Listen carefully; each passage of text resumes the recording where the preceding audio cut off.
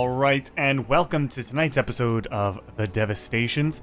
Today is going to be a little bit different. If you are watching from home, you'll see that we have the pickup sticks overlay instead of the Devastations overlay.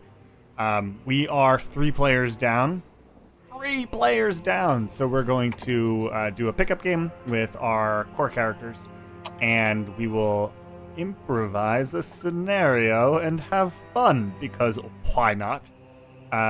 Tonight we have Ken playing Lucius, we have Joe playing Dimitri, and we have Corey playing Fleos. So we have a druid, a bard, and a cleric. Why not? Nothing is planned. This will be an improv session, which means that there's a chance I'll kill the entire party. So it's always good. It's okay. We have 3 other party members. What could go wrong? And with that, you start off in a very, very, very, very high-ceilinged temple. There are immensely tall windows on either side, but they're not letting in any light. They're actually stained black, the glass. And in silver on each of the windows is etched a portrait of death. There's an altar made out of black marble on a dais, and there are silver weights and balances upon the table. Running down the center aisle is a rich red runner, and there are pews, just row after row of dark wooded pews.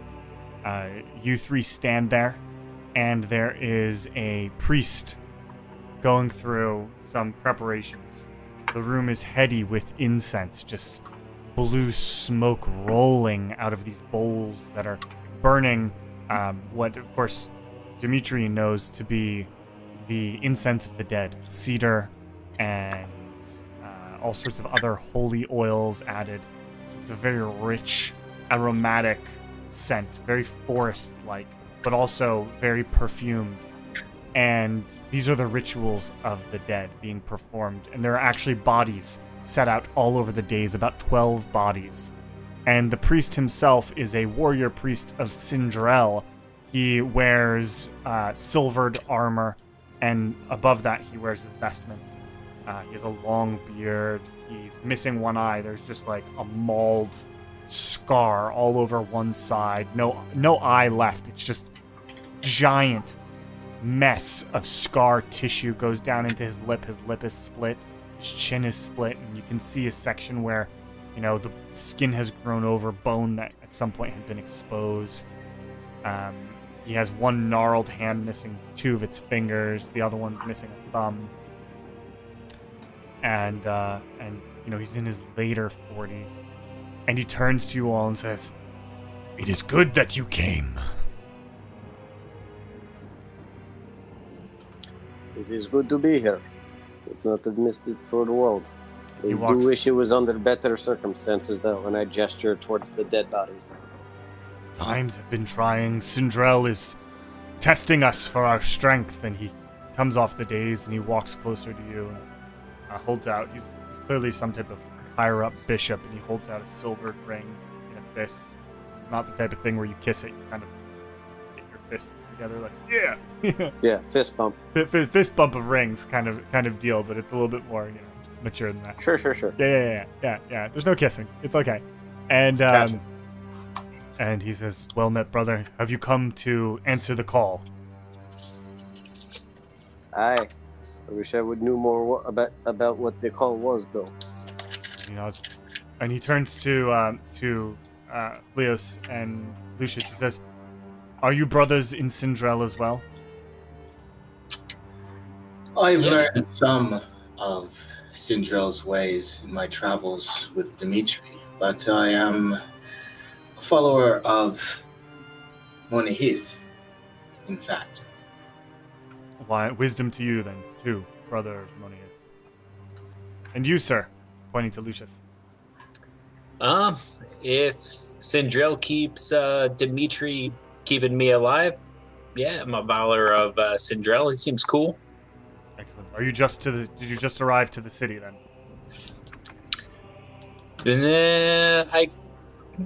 Yes and no. I kind of skirt around the city, don't come in much. So surely you must have passed through the gates and seen the pyres burning upon the streets. Yeah, I noticed that. It's a nice fixture you got going on here. What's that about? A plague has ravaged the city.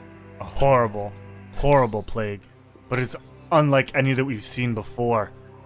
The dead walk in the night. Their graves that we've buried them the day before are dug up, and their bodies gone, and they return to their loved ones and eat their flesh.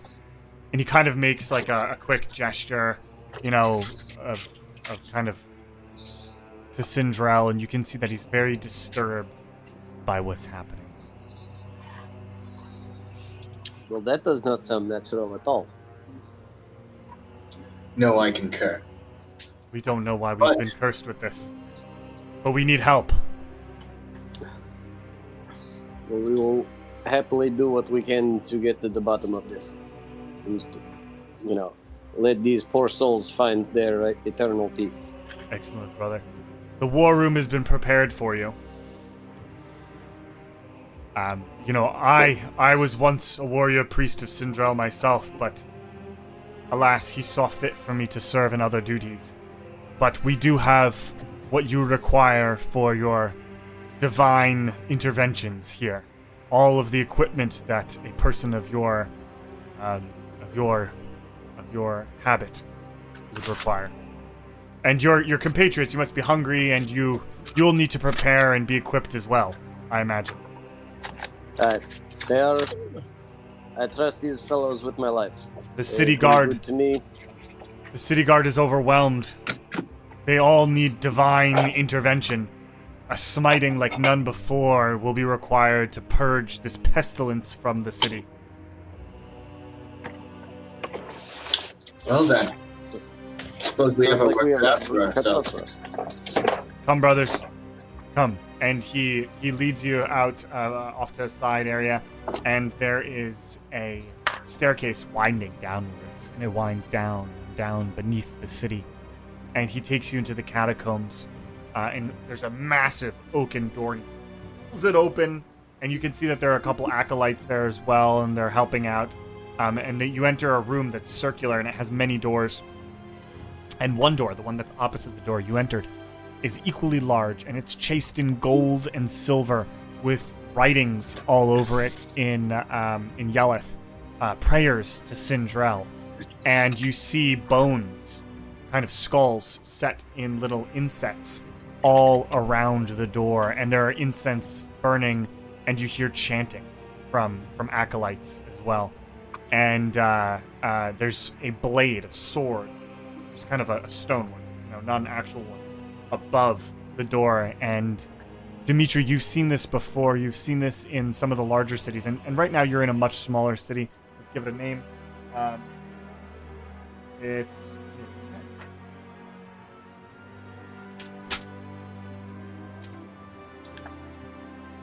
It's Alien, Ellyian.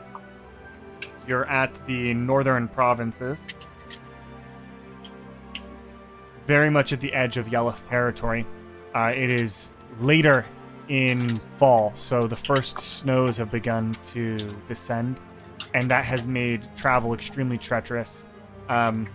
Dimitri, you received word just about a week ago that you needed to ride with the utmost haste to Elian because they had some type of disaster. The church didn't know what, but they requested that you and anyone you could bring with you in service to Sindrel arrive, and they provided you with a stipend and the ability to anoint anyone for this holy endeavor that was required. Cool. One acolyte puts a giant key into the door, turns it, there's loud clicking and popping, opens the door, and the bishop brings you into another much larger room. It is circular as well. It's probably 60 feet by 60 feet, so very large room, and it goes up 3 stories at least, and there are books everywhere. There's tables, long tables for setting out equipment, and all across the room in various display cases are arms and armor of every single type you've ever imagined. Brothers, you will need to equip yourself. The night will be upon us soon, and the dead will walk the streets. Cool. Well, that is where we don't want them to be. What type of equipment we got here? He kind of walks over to a display and opens it up, and it's full of maces. And he puts a mace on a table. Second dogs. Hi, dogs. The dogs get out of the room that they were in. Oh, puppers. So, out of character, it's everything. This is a proper war room. There's spears, there are arrows, there's bows, there's crossbows. There are maces of every type. There are flails. There are axes of every type. There are swords of every type. You want a great sword? There's a great sword. You want a what do they call a flamberge? Flamberge? Flamberg. I don't know how to pronounce it either. Yeah, there's those. There's pretty much everything, and you can notice that they are all of extremely good quality. And there are several of them that are set on kind of little pedestals, and there's little plaques underneath them as well. There's weapons. What weapons do we have as our common weapons in this group? Fleos, what do you use? Magic. What's that? Magic. Yes. Magic. I guess you use a shillelagh usually, right? As in the magic shillelagh. If I screw up and something gets that close to me, yes. Okay, duly noted. I'll think about something. Lucius, you have your whips And a longsword. and a longsword. What do we have? What do we have in armor? Or And a scimitar. That was the thing. Like, weapons. I've got a pretty dope ass spear, but I would definitely be interested in a dope ass fucking shield. Yeah, Dimitri. yeah. Dimitri actually has really badass weapons. Okay, we'll give you a shield. I think shields are usually +2 AC. Is that right? Yeah, Yeah. which I already have a shield, but if we got something that's better than the standard fare that I've already got, So you have there are a few shields here. One has a skull on it in a very archaic Cinderella style, one that is very, very old in styling. It is all black. It's covered in like a black enamel, and then it's actually real silver on it, and there's a spike emerging from the mouth. ooh, That's one, and then there's another shield.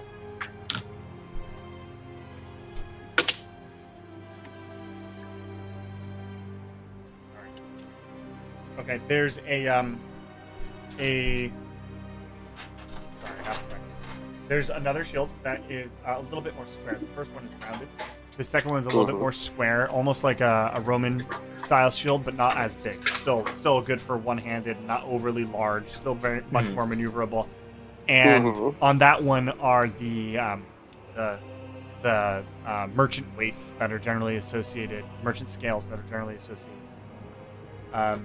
So two main shields, and there's obviously lots of other shields, but those are the two. So since both of you want a shield, I think I can put your side, right? Yeah. I'll grab the one with the scales. So I'll take the spike. the one with the scales, you pick it up. It's really lightweight. It's a +3 AC because it's masterfully crafted. It's absolutely immensely beautiful and well built. And you can move it around really easily. You're shocked by it. It has a good strap on it, a good grip as well, and so you can very easily wield it. Upon picking it up, you kind of feel a little bit of a surge of energy, and it is silvered. And if you use it for a shield bash, it'll have that silvering effect to it in case you ever need something silvered. Same with the other one that has a spike. Both of them can be used as weapons, all allowed as bonus action. As long as you're proficient with shields, like you can use shields as armor, then you can use it as a weapon. The one with the spike does additional damage because it has a spike, and there's like a little jolt of electricity that you feel upon picking them up, both of you. Ooh. Okay, for our wonderful druid, you're always harder because druids. What does a druid need? Why don't you give me a moment? Tell me. What does a druid need? Let's see. First off, one of the You definitely have your scale mail set up for you now. So that's a thing. Corey, you there? Did we lose Corey? Either that he's not blinking. Yeah, I'm still. Nope, didn't catch a word of that. I heard I'm still. I'm Stu. Hi, Stu. I'm Dad. Well, I guess we don't need a druid. Sure, totally. Totally fine. Two people to solve the problem of an unrelated dead city. Yeah, that's good. We're all right. Just like college. Yeah. What happened to Corey?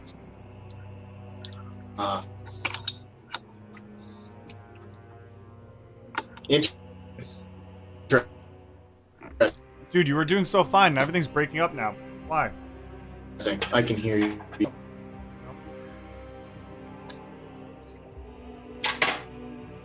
Maybe try disconnecting or reconnecting, brother. Did you try turning it off and turning it back on again? There's a British accent.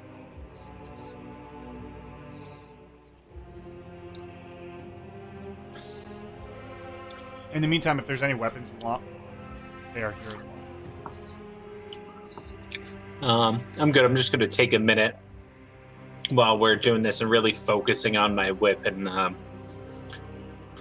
to meta it. It's the going to be my hex weapon.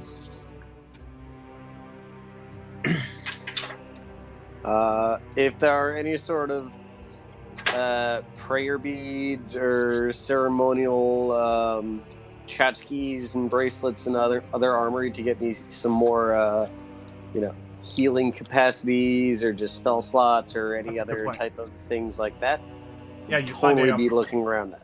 You find a gorget with Syndrell's symbols all over it, and it calls to you. And when you put it on, I'll give you What are your current healing spells? All of them. All of them, of course. Where the spells? Look at that. The usual cure wounds, healing word. What else do I got? All of them. I got all the way up to. Oh gosh, there are a lot of healing spells in 5e. Yes, yes, there are. All right. Lesser restoration, if we're not even talking to straight heal. Gosh, there's so many. Yeah, mass healing word I got. Revivify could be healing. Yep. What else we got? Sorry, I'm just looking through all of them. I want to give you something that's not overly OP. You get to cast heal once. You get to cast Wish. Yeah. Why not? Yeah, totes. Totes. Let's see. Word, spiritual guardian. Oh, dude, I'm assuming there's like vials of holy water lying Of course, around yes, and stuff. absolutely. All right, Yeah, it's gonna allow you to cast Cure Wounds. Mm-hmm. Write this down. Let's see, at second level. So it's as if it were a second level spell slot. Cool. And we'll say that's once per long rest. Sorry, it resets at midnight, right? Because it's not per long. Mm-hmm. It resets at midnight. Sure. And it will also give you.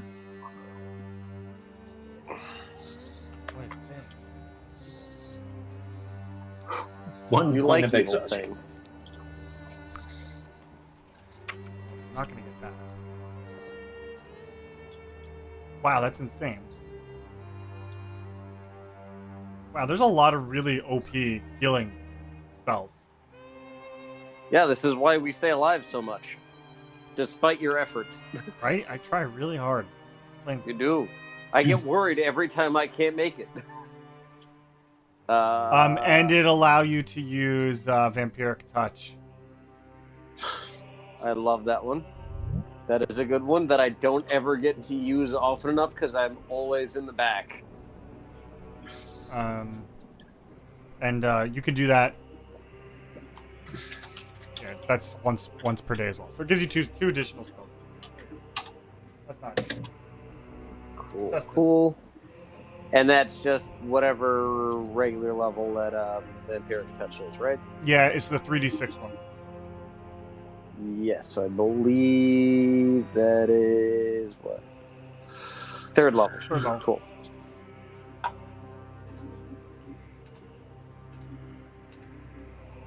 Vampiric Corey, Touch. That's me. Leos. One of the acolytes takes your scale, the scales you have, and begins fashioning them into armor for you. Are they gonna finish that before it will soon be dark, brothers? No.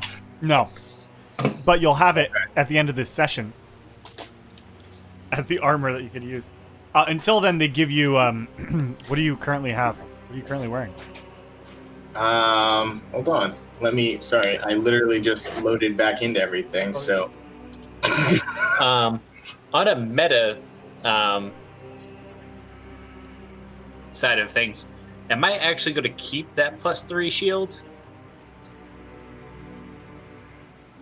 I think that's a yes. Yes. That is a nodded head. I am currently wearing studded leather because that is, without DM fiat, the best thing I can wear. That's They give you a set of studded leather that has what's studded leather's modifier? AC 12. So they give you an AC 13, and it gives you resistance to necrotic damage. Ooh, okay. I think that exists. It's made out of black leather, and it's studded with shot and just like these sharp bits of iron all over it.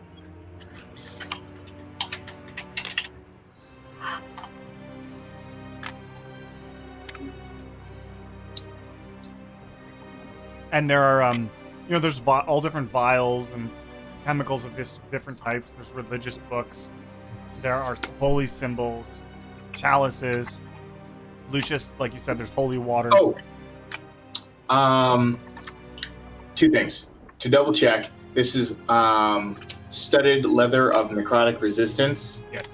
+1. Hmm. And then is there like an herbalism bench where I can sit down and maybe try to craft some of the potions that I've been collecting ingredients for the last 40 games? There is, but it takes time. So Yeah, I know. I remember.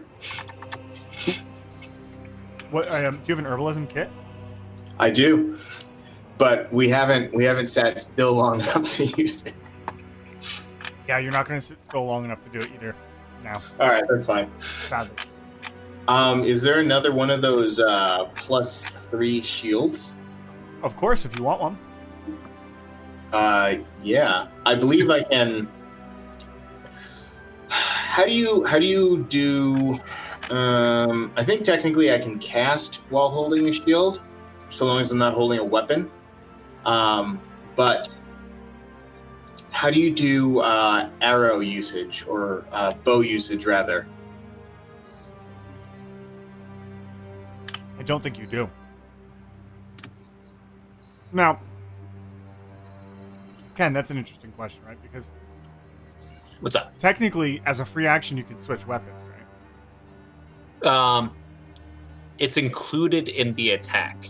It's not because in theory there's no such thing as a free action anymore. So whenever you make an attack action, you draw the weapon.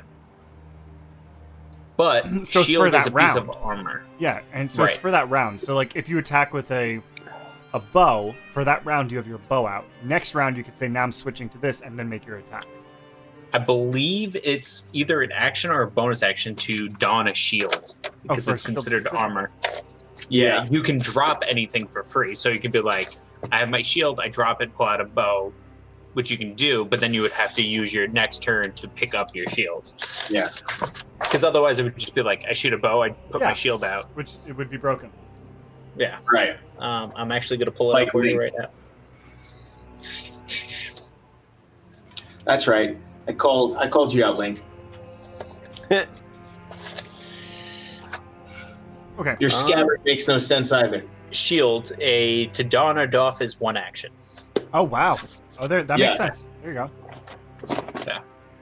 Yeah, because you got to strap it. You got to strap it to yourself. Yeah. Right. It's a proper shield. It gets in the way of wielding a bow, which is why I dropped my shield at the lower levels, because I was constantly having to not wear it anyway in order to use my longbow when I didn't have a lot of spells. Are there any bracers of armor? No, but what there are I'll give you 2 wands. How's that? Wands? Wands. Okay. I need to find spells. Juan Carlos and Juan Diaz? Yes. Hey, just for clarification, because I just try to put this in D&D Beyond, a +3 shield, you mean a +1 shield, so I get total of +3 to my AC. Yes, it's already +2, and you get an additional +1 on top. So I'm not adding a +3 shield to my thing. I'm adding a +1 shield to my Yes, that's correct. Correct. He has given you he yeah. has given you a legendary shield. Actually, wait, that's a past 20 shield, isn't it? If it's... Yeah, well, I was just like, I'm at 21 AC. I was like, that's not right. Why do people make such OP items? I mean, people make OP you're items the one because... making the items. We're just asking. No, sorry. You find a wand that has a dragon's head, kind of matching your armor that you're not currently wearing. While wearing it, you have resistance to fire damage, but only while holding it. You have resistance to fire damage, but only while you're holding it. It has 10 charges, and you can cast Fireball or Wall of Fire. 10 charges. No, it doesn't regain them. It's just 10, straight up 10. Wait, are you talking about... Oh, you're talking about the wands now. Wands. Yes, that's one wand. So it casts... Let me write this down. I think you can probably find this, but... It's modified from something. I have to get brackets again.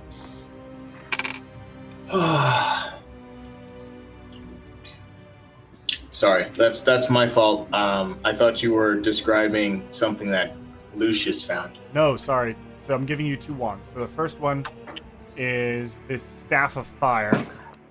Resistance to fire while you're wielding it. 10 charges, no recharge. So once you're down 10, it's gone. You might as well throw it away. It'll disintegrate on you. It'll catch fire in your hands. Yes, actually, yes, correct. It has a dragon's head. And of those charges, you can choose to use Fireball or Wall of Fire. Okay. And resistance to fire. Yes, you got it.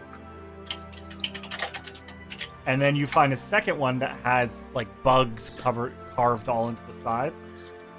10 charges as well. And you can cast Giant Insect or Insect Plague. Is that a real thing? Yeah, it is. Okay. 10 charges again. You can split it up any way you want.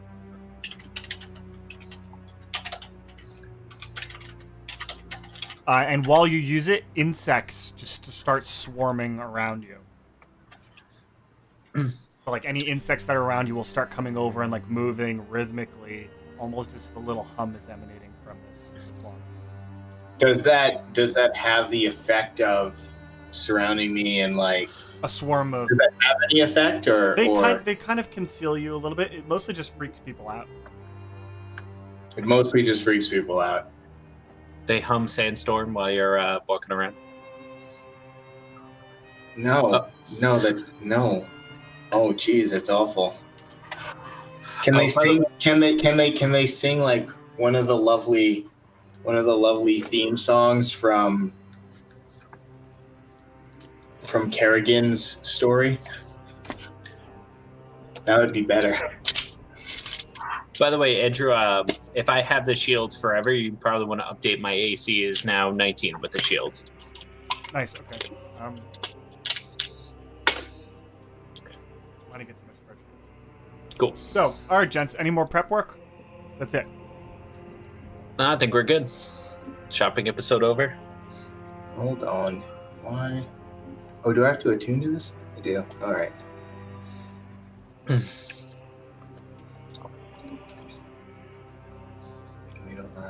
All right, so the bishop comes up to all of you. He says a little prayer. He says, "Blessings of Sindrel be upon you. You all gain inspiration if you don't already have it." Cool. So do I have 2 inspirations and a No. +4? All right. You can only have 1 inspiration. I have an inspiration and a +1 D4 inspiration. Did I already still get? floating in Did the wooden character give you all inspirations already? there. I think I have a 1 D4 from drinking the mead. Oh. From Right, so that this one. This is separate from that. This is basically you got to re-roll. Yeah, so I have an inspiration and I have the 1 D4 written here. All right, and on that note, Bishop Matheson says, "If I were all of you, I would start by going and talking to Father Ravenous in the churchyard in the what are they called? The graveyards at the edge of town, at the edge of the city. Is it a graveyard or a cemetery? It's a cemetery."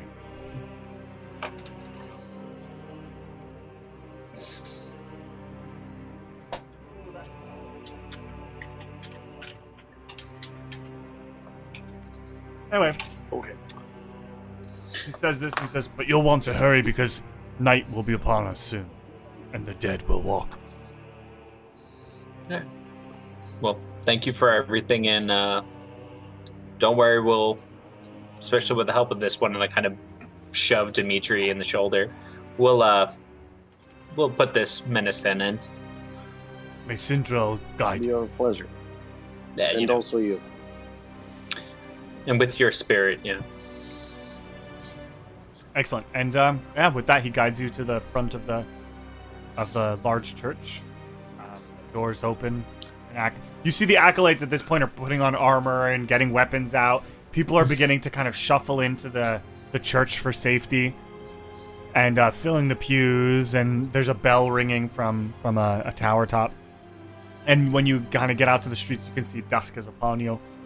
And the streets are filled with people still, because people are like running hurriedly to their homes from work, or they're filling into these safe spaces like the church.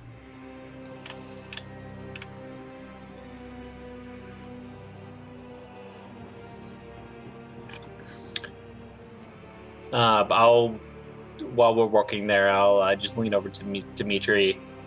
Is this, I don't get the feeling this is something normal to this area. Is this something you typically deal with, being with your, your affiliation with, what's his name? Sindel. Well, Yeah, we've actually dealt with the undead before, yes. It is not a common occurrence, but it is something that we have a little bit of experience with. I mean, every now and again they'll throw a couple zombies into the fighting pits and, for entertainment or for sport, but I never seen live ones out in public, so I don't know. Oh no, by no means is this like a common occurrence, but yeah, at least I have had some special training in dealing with this shit. Is there, we've made do. is there anything I should know? Avoid the bitey bits. General rule of thumb, Yeah, especially in the houses of the ill refute. yeah. I would say that if you think you did a killing stroke, it might not be a killing stroke. I think all strokes are killing. Okay. Well, don't be surprised if you give it the best you had, and it should have gone down, and it somehow doesn't.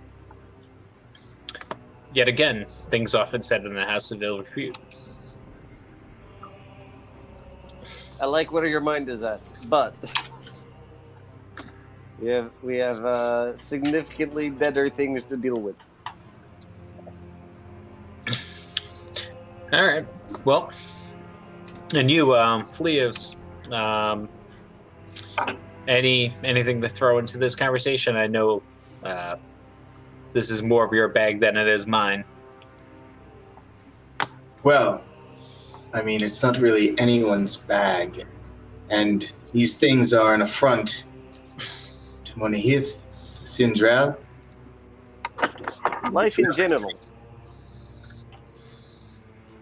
I will say, however, that perhaps your time and limited exposure to the pits has blinded you to the fact that many strokes can in fact be designed to prolong pain rather than to kill. And with that, I sort of just walk a little bit ahead and off to the side and pick up an interesting flower that I have noticed. All right. No more strokes with this guy. I got it.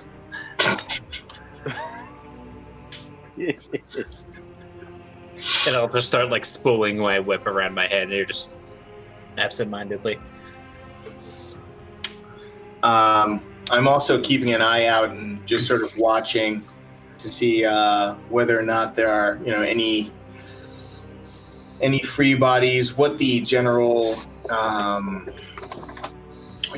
want to say like composition or I'm looking to see like how degraded the town looks, both as a result of being on the edge of the Yalithian Empire, which I imagine I've been to various towns on the edges of the Yalithian Empire in my daily activities prior to this. And also as a result, just seeing if this is outside of the norm, deviant based on perhaps their exposure to the undead. Like, do doors look broken down? Do windows look broken down? Are carts overturned, or perhaps anything is smashed? Are fences destroyed? And like, what strength, what caliber of fences does it look like these undead can just sort of make their way through?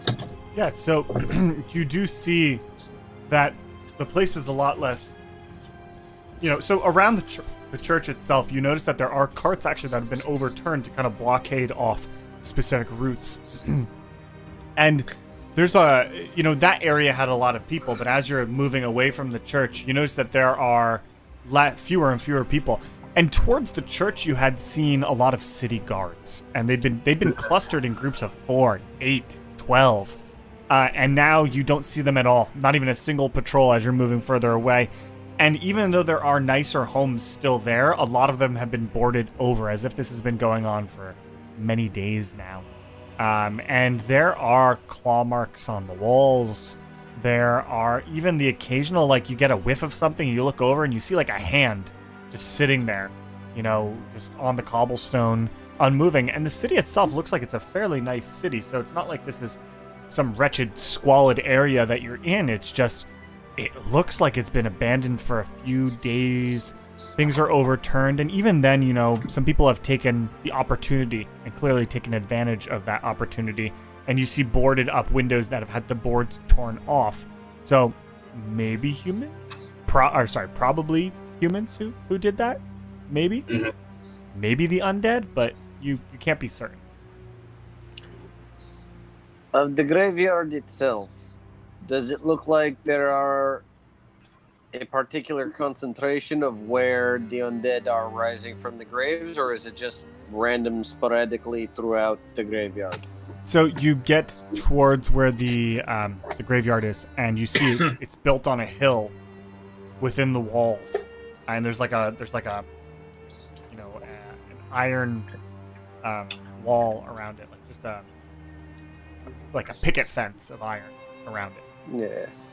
And the fence itself is falling apart. It's really old, really degraded, and there's kind of an old entryway, like an arched entryway, and a small maintenance building, like a little tiny church building, another Cinderell's church building, with the windows kind of all boarded up, but you see a glow coming from inside of it. And you do notice that there are a lot, like let's say there's several hundred headstones on this hill, and many dozens. Just a quick survey, you see maybe 3-4 dozen that look like they're freshly dug up, for lack of a better terminology, from the inside, of course.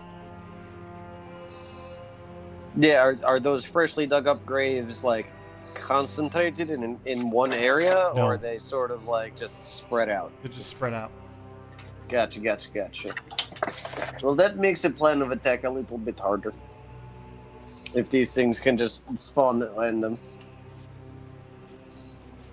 You notice that there's nobody here anymore at all. Like, you're not even seeing like the odd beggar or homeless person. It's just the streets have become completely empty, and the sun is falling.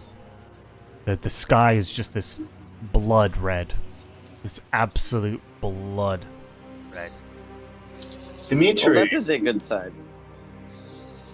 there is, as you've probably noticed as well, no one on this side of town, and yet this brother Rabinos, I may be mispronouncing his name, is still attending to the graveyard on the far side of town.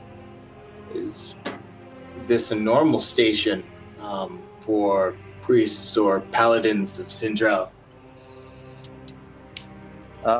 Historically, yes. We are very much keepers of the grave there, and making sure the dead stay dead and the living do their thing. And especially, we are the tenders here. But he would And be. does it seem like this is the only graveyard in town, or are there multiple graveyards within the city? DM question. There's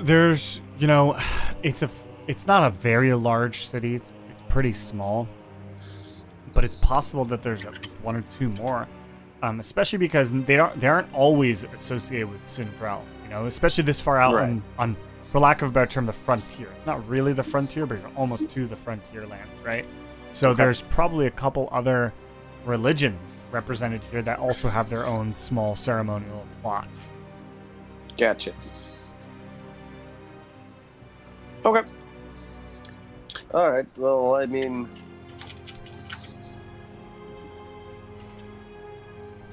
so yeah, this is totally something that Sindrel guys are known for, Absolutely. being devoted. Yeah. So yeah, I stand by what I said. There's someone leading us there, right? No, you're just kind of told to go there. You have a general idea of where it is. You could see it even from where you were. The big hill with, the necropolis is on it and such. Gentlemen, do you think we should maybe double time it there? It seems It's like close. It's within sight now. even though we're still supposed to meet up with someone and it's supposed to be dark, I'd rather get there and get prepared than mosey. Sure. I'm down for picking up the pace. Get that cardio going before we need it. Yeah, so as you approach the gate, the entryway to it, you see that there's like this maintenance shack building. It's made out of stone. It's not falling over or anything like that, but the windows have thick boards over them and everything like that. And as you kind of get near there's two double doors that are shod with iron, made out of really dark oak. One of them opens and you hear, "Quick inside! It's darkness will be here very soon." And the dead, they're not late lately. That sounds good. I like that. And at least there is some shelter for this brother Rabinos. Yes, you see a younger, he's wearing like monk habits, and he has like a lantern, long thick beard of just jet black, and long hair braided backwards of jet black as well, and these piercing pale blue eyes, very sallow kind of face with protruding bones. At his hip is just a maul, just a pure steel maul.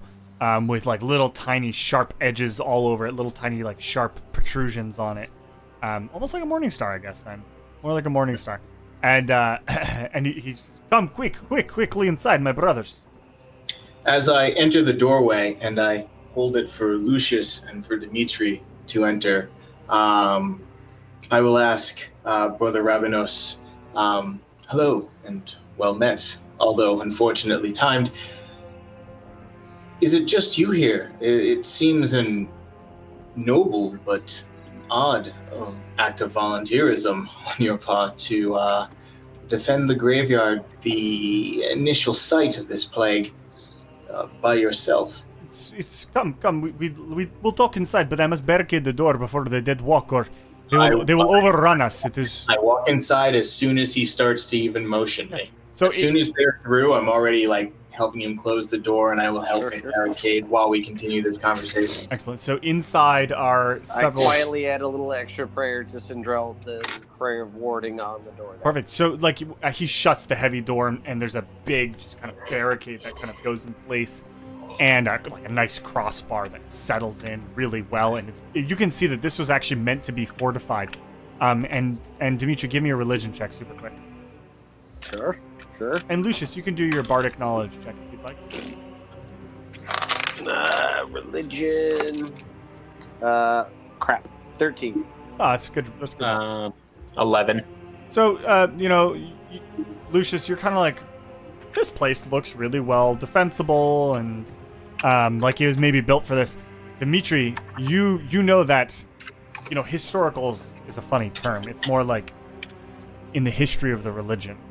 There was a time where the dead were buried, and they were expected to not always stay buried. And as part of that tradition, sometimes the Brotherhood of Sindrel will build these little fortified, almost keeps, very tiny keeps, next to where the dead are buried. And it's not something that's done in modern times. It's these much older, centuries old stations that are built like this. And you kind of have a vague recollection that there's something special about them, like how they're built, but you can't exactly recall what it was. Would I find it strange to see something that is supposedly only centuries old in, like, a frontier town? No, because, the world is old, right? True. Frontier, true, when I say frontier, I mean the the edge of the Yelleth Empire.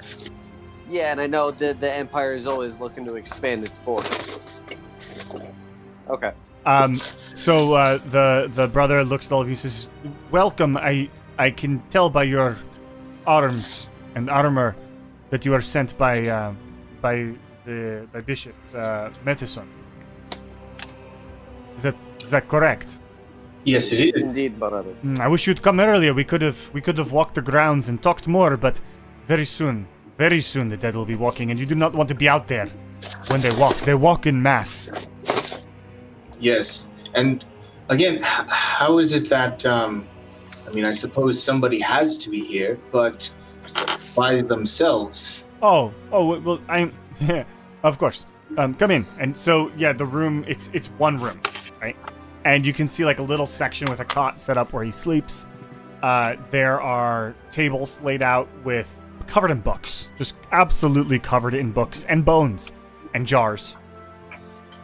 And what look like little artifacts, like little daggers and pieces of jewelry and pieces of various fibers of various types. And you notice lots of little like magnifying glasses and blank sheets of paper and blank sheets of parchment and quills and ink.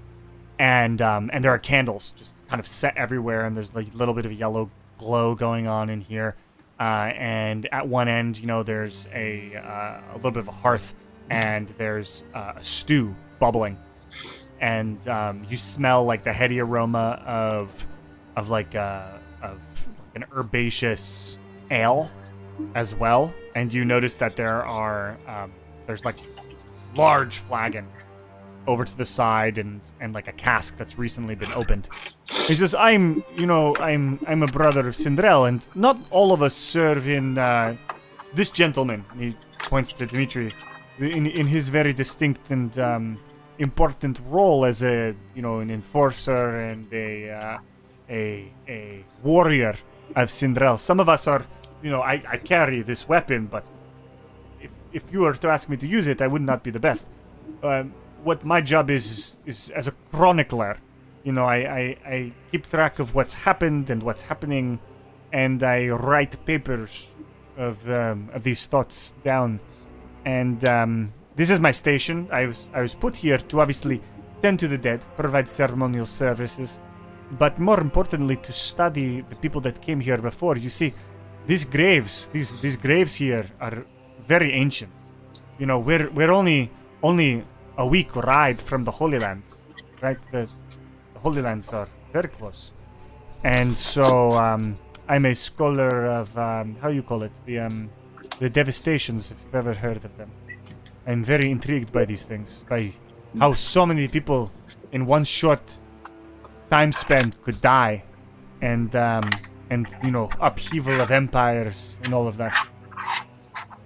Does not ring a bell. Yes, and there are grave sites here that actually date back 1,000 years to the Devastations.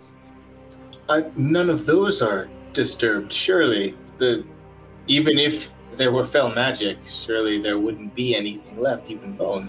No. You see, only 2-3 months ago, we reopened this particular plot of land, and new bodies were placed here. Yes. But it's important to understand, bodies were taken from other locations around the city. And the other thing to understand is we had a plague just a few weeks ago, before this all started. And many people died. Very unexpectedly. Do you have doctors? Were they able to determine? I have some experience, Dimitri as well, with the medical arts. Right. I may look the part of the warrior, but I am mostly a healer. Oh, that is very good to hear. But yes, no. They said it was just the red fever, But I've heard many things termed the red fever before, and they did not all show with the same symptoms. It was very, very disconcerting. Yes. Okay, as a chronicler, have you been able to take account of what bodies have been reanimated? Yes. And yes. Is there a correlation between those who are infected versus who is reanimated, or if it's like the ancient bodies that are reanimating versus the recent ones? No, it is. None of the ancient bodies are coming back to life. It's all relatively recent ones. But what is very confusing about it is it's not just the dead here. It's not just this plot of land. There are other sacred sites around the city, but more importantly, it's animals too. If people have buried their childhood dog, and it comes back at night, okay? But even worse than that, there are things coming out of the woods, climbing over the walls, and coming in. And I swear to everything holy that I understand and believe in, they're searching for something. Quick question. Pointing to the pot of ale. Is this a winter warmer? Of course, yes. It's fresh. It's relatively fresh brewed, and it's spiced. And I'm making a practice batch before it gets very cold. Can I try it? Of course, please be my guest.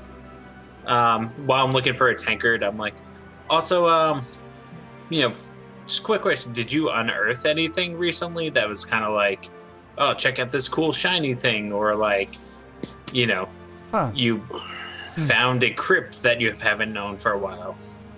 Well, it's funny you should say that. So this keep around us, this little stronghold, I always thought they were very funny, and I thought they were kind of like a tradition of our people, if you will.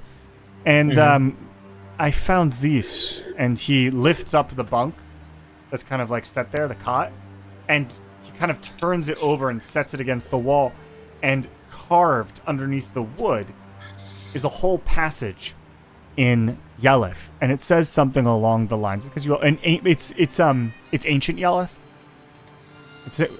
I forget. So if you speak High Yeleth, who speaks High Yeleth here?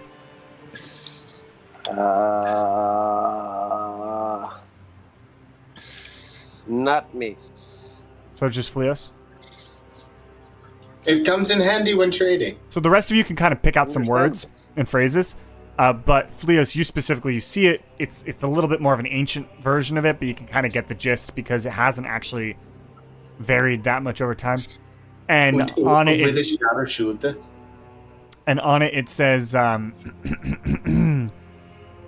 the times of loss have gone and come, and in this land we've decided all things should be protected that are holy, and beneath us we find what is guarded.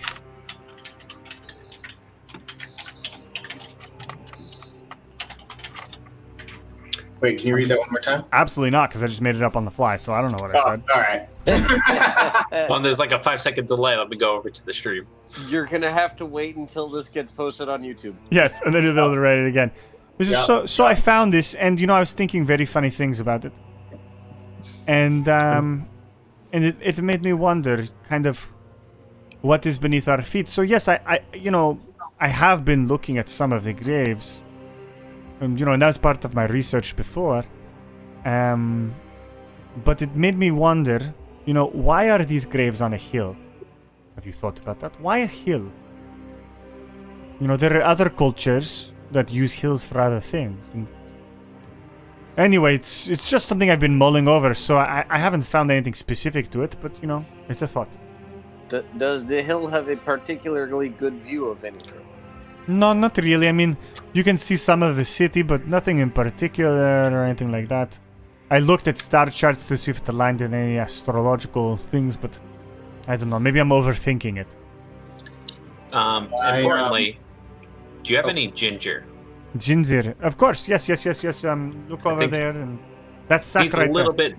bit of something. Of course. Brother Ravenos, you are a fantastic host, but earlier you mentioned that you believed these things, all of them, the dead, were looking for something. Yes. What gives you that impression? Are they congregating in a particular place? Come with me. Come. There's a ladder. There's a ladder that goes up to some second floor. Okay. And you go up to the second floor, or he climbs up the ladder. I don't know. This entire time, now that I've been talking to him for like 10 minutes, does he seem shifty? Does he seem trustworthy? Is he giving me member of the faith? He is good people. Insight check. Pulling out my dagger, grating a little bit more ginger in here. 22. Yeah, I mean, he seems like, he's a little socially awkward. He's consuming too much of the conversation pie, but he's very excited and genuine. Okay, then yes, I will follow him and not draw a dagger. Fair. He leads you up. Yeah, he leads you up, and there's a smaller room up top, and the ladder, the ceiling's pretty high. And it brings you to this second room, and it's kind of like an observation room. It's almost like the turret of a tower. And there are these. What's that? No, I'm joking. Oh, okay. It's the turret of a tower. Please. Yeah, and it has like these crosses where for proper shooting. And he says, watch as the last light falls beyond the castle walls, beyond the city walls, and you see just like the sun setting, and that darkness as it's gone. In that gray light, and from the distance you hear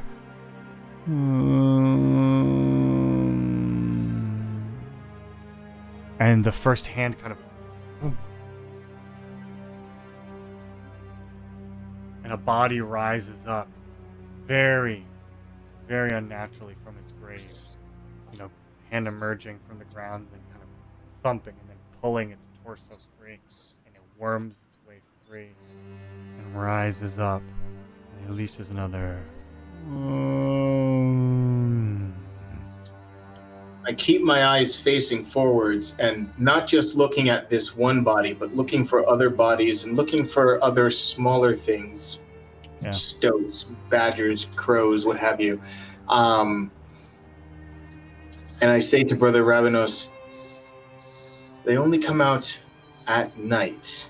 Yes. You said. Yes, correct. At the have fall. you ordered any? Are they injured by the light?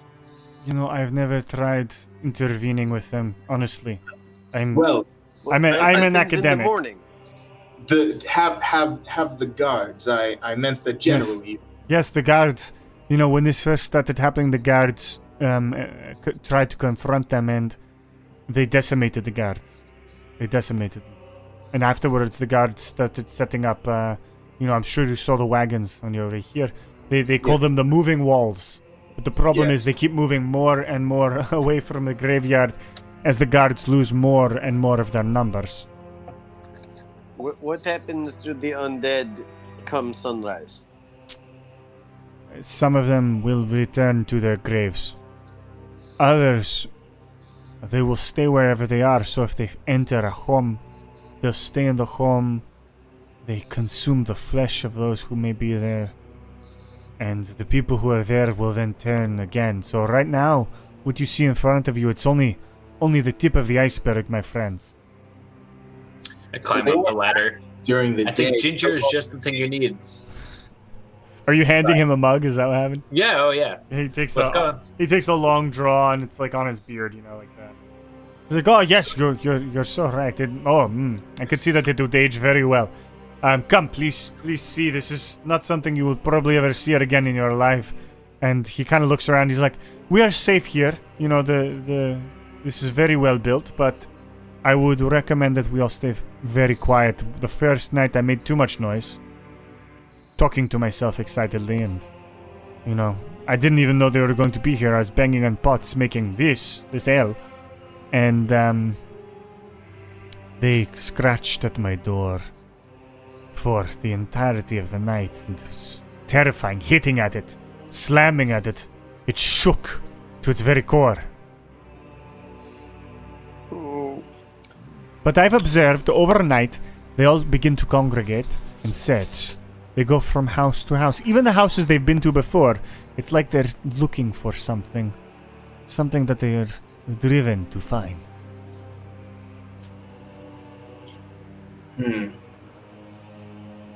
But why now? I don't understand. What has happened in the past couple of weeks that could draw them to such places?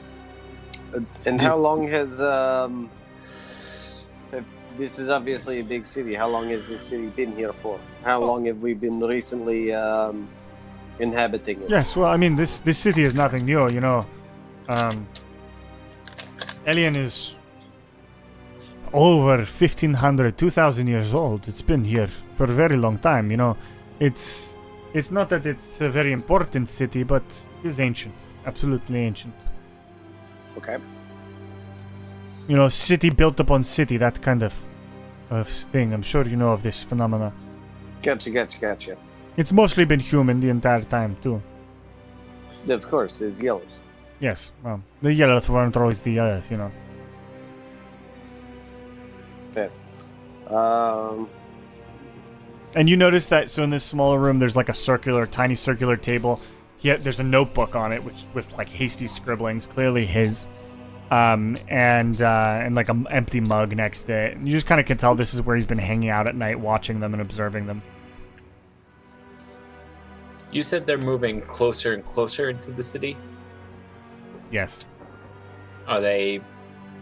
This is a relatively big city. Are they congregating closer to one part or the other, or are they just kind of moving in as they are making headway? They are moving in what I would call Brownian motion. Which basically means like little random patterns.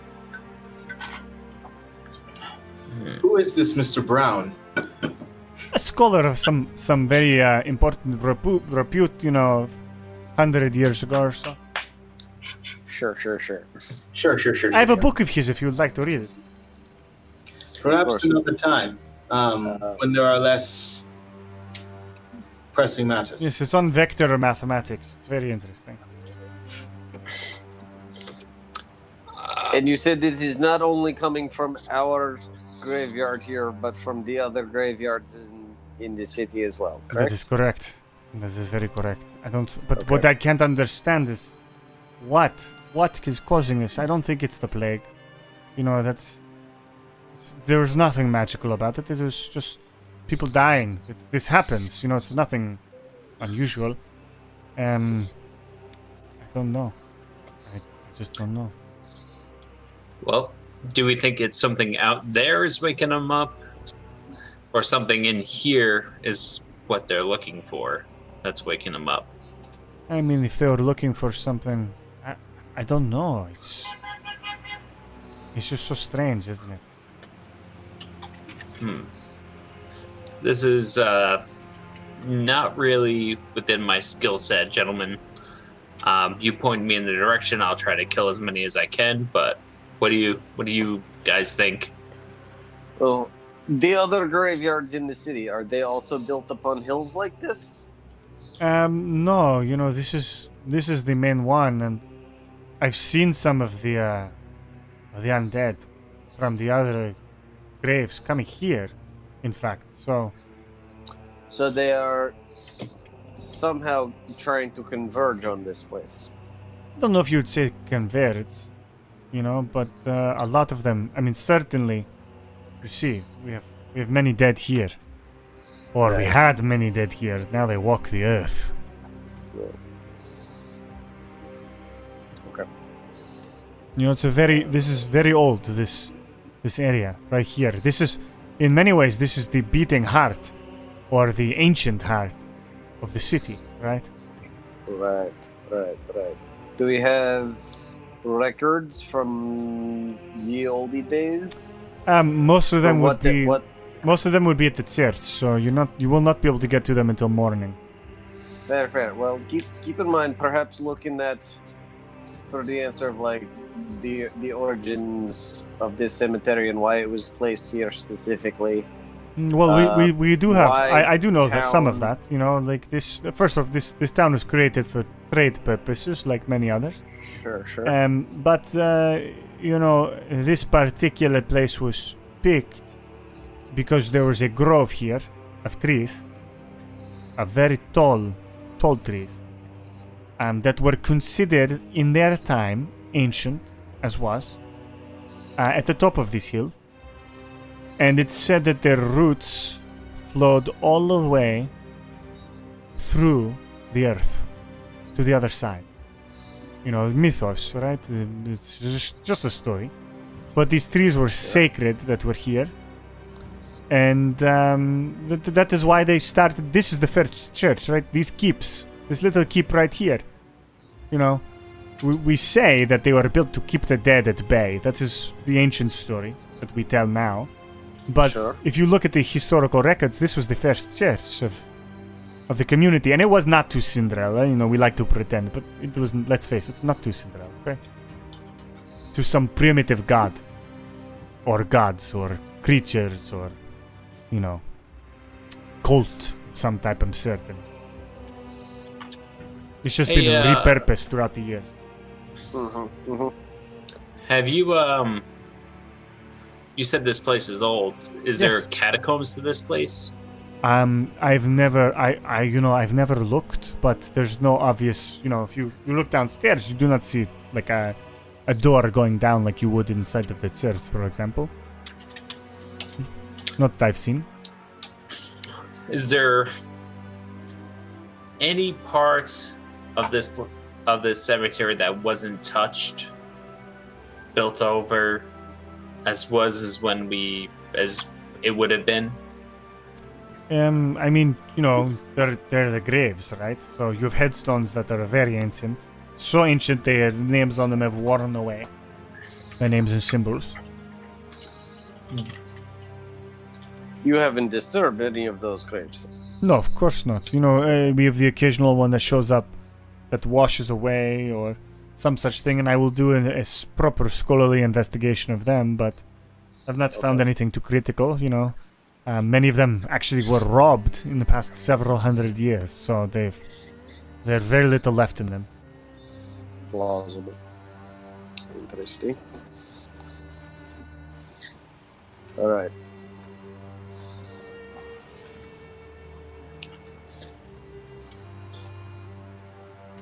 All right. While we're having this discussion, I'm also keeping an eye on the freshly risen zombies. Yeah, there's like 50 of them What are now. they up to? Yeah. What have they been up to this whole time while we're chit chatting? They're shambling out of the graveyard into the city. And if I look the opposite direction of the graveyard towards the walls, do I see, as he said, things climbing over the walls? You Dead? notice? I mean, you're a druid, so give me a nature check. Nature or perception? I'll let you do anything you want, nature or perception or both. But it's mostly to notice things. It's not to just notice them; it's to notice the pattern of them. So, which is why I said nature. Is nature better for you or perception? Perception is better. Then use your perception. All right. 25. You do notice that there are birds out, and they are moving in patterns that are very unusual to you, and you can kind of see that their wings are torn up unnaturally, like, and they're having a hard time staying, aloof. Mm-hmm. And these are just various types of birds that normally wouldn't be together or would normally be sleeping at this time. Mm-hmm. Yeah. Right. No owls. No Or owls. maybe some owls, but... All right. So And we're still in sort of like, that late dusk hour where it's not quite night yet, right? Yeah, night is almost here. Okay, is it going to be a moonless night, or is there going to be stars and bright skies, and, what's the weather looking like? We got cloud coverage? You are very much in a waning moon phase. Very Gotcha. close to no moon. Cool. So you'll have a sliver in the sky like a fishhook.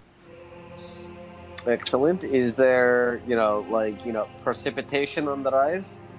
No, you won't expect any rain tonight or anything like that. Cool. Okay. All right.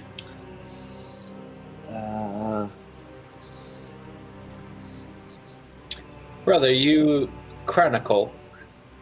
Where did you find that little inscription under your bunk? Was it always there, or did you find that from someplace else? It is funny you should say that. So, one night, I was, doing my diligent duty as a scholar and finding my answers in the inspiration that Sindrel provides. And I could no longer stand because I'd been studying so hard. And so I was laying on the ground, staring up at the sky at the top of the ceiling. And I rolled over to vomit. And I did vomit. And upon cleaning my vomit, I lifted the bed up, and that's when I saw it. Hmm. Do you have water here? Of course. Not fresh. You mean like just water, not like an ocean? Water. No. Like can I get a cup of water? Yes. And he walks over to like a small cupboard in that turret and pours a cup of water into a small clay glass and hands it to you. Clay cup. I climb down the ladder to his bunk, and I'm just gonna, like, from the head to foot, just kind of, like, splash the water, and I want to see if it's, like, running down anywhere, if it's, like, going downhill, if it's, like, dripping into anything. Yeah, so you're pouring it on the ground? Ken, you're pouring it on the ground? Yeah. Yeah. For my homies. So you pour it you pour it out, and it kind of pools and puddles and dribbles, and it goes towards the edge of the wall, and then kind of disappears down cracks in the masonry. Dimitri, Give me an investigation. Da. come hither. Coming hither, looking at things. Also investigation. I will give him advantage. No. Dimitri, you come here and look. Okay. I hit things. I see water. It went somewhere. I don't know where it went. I rolled an 8 for investigation. Love it. All right.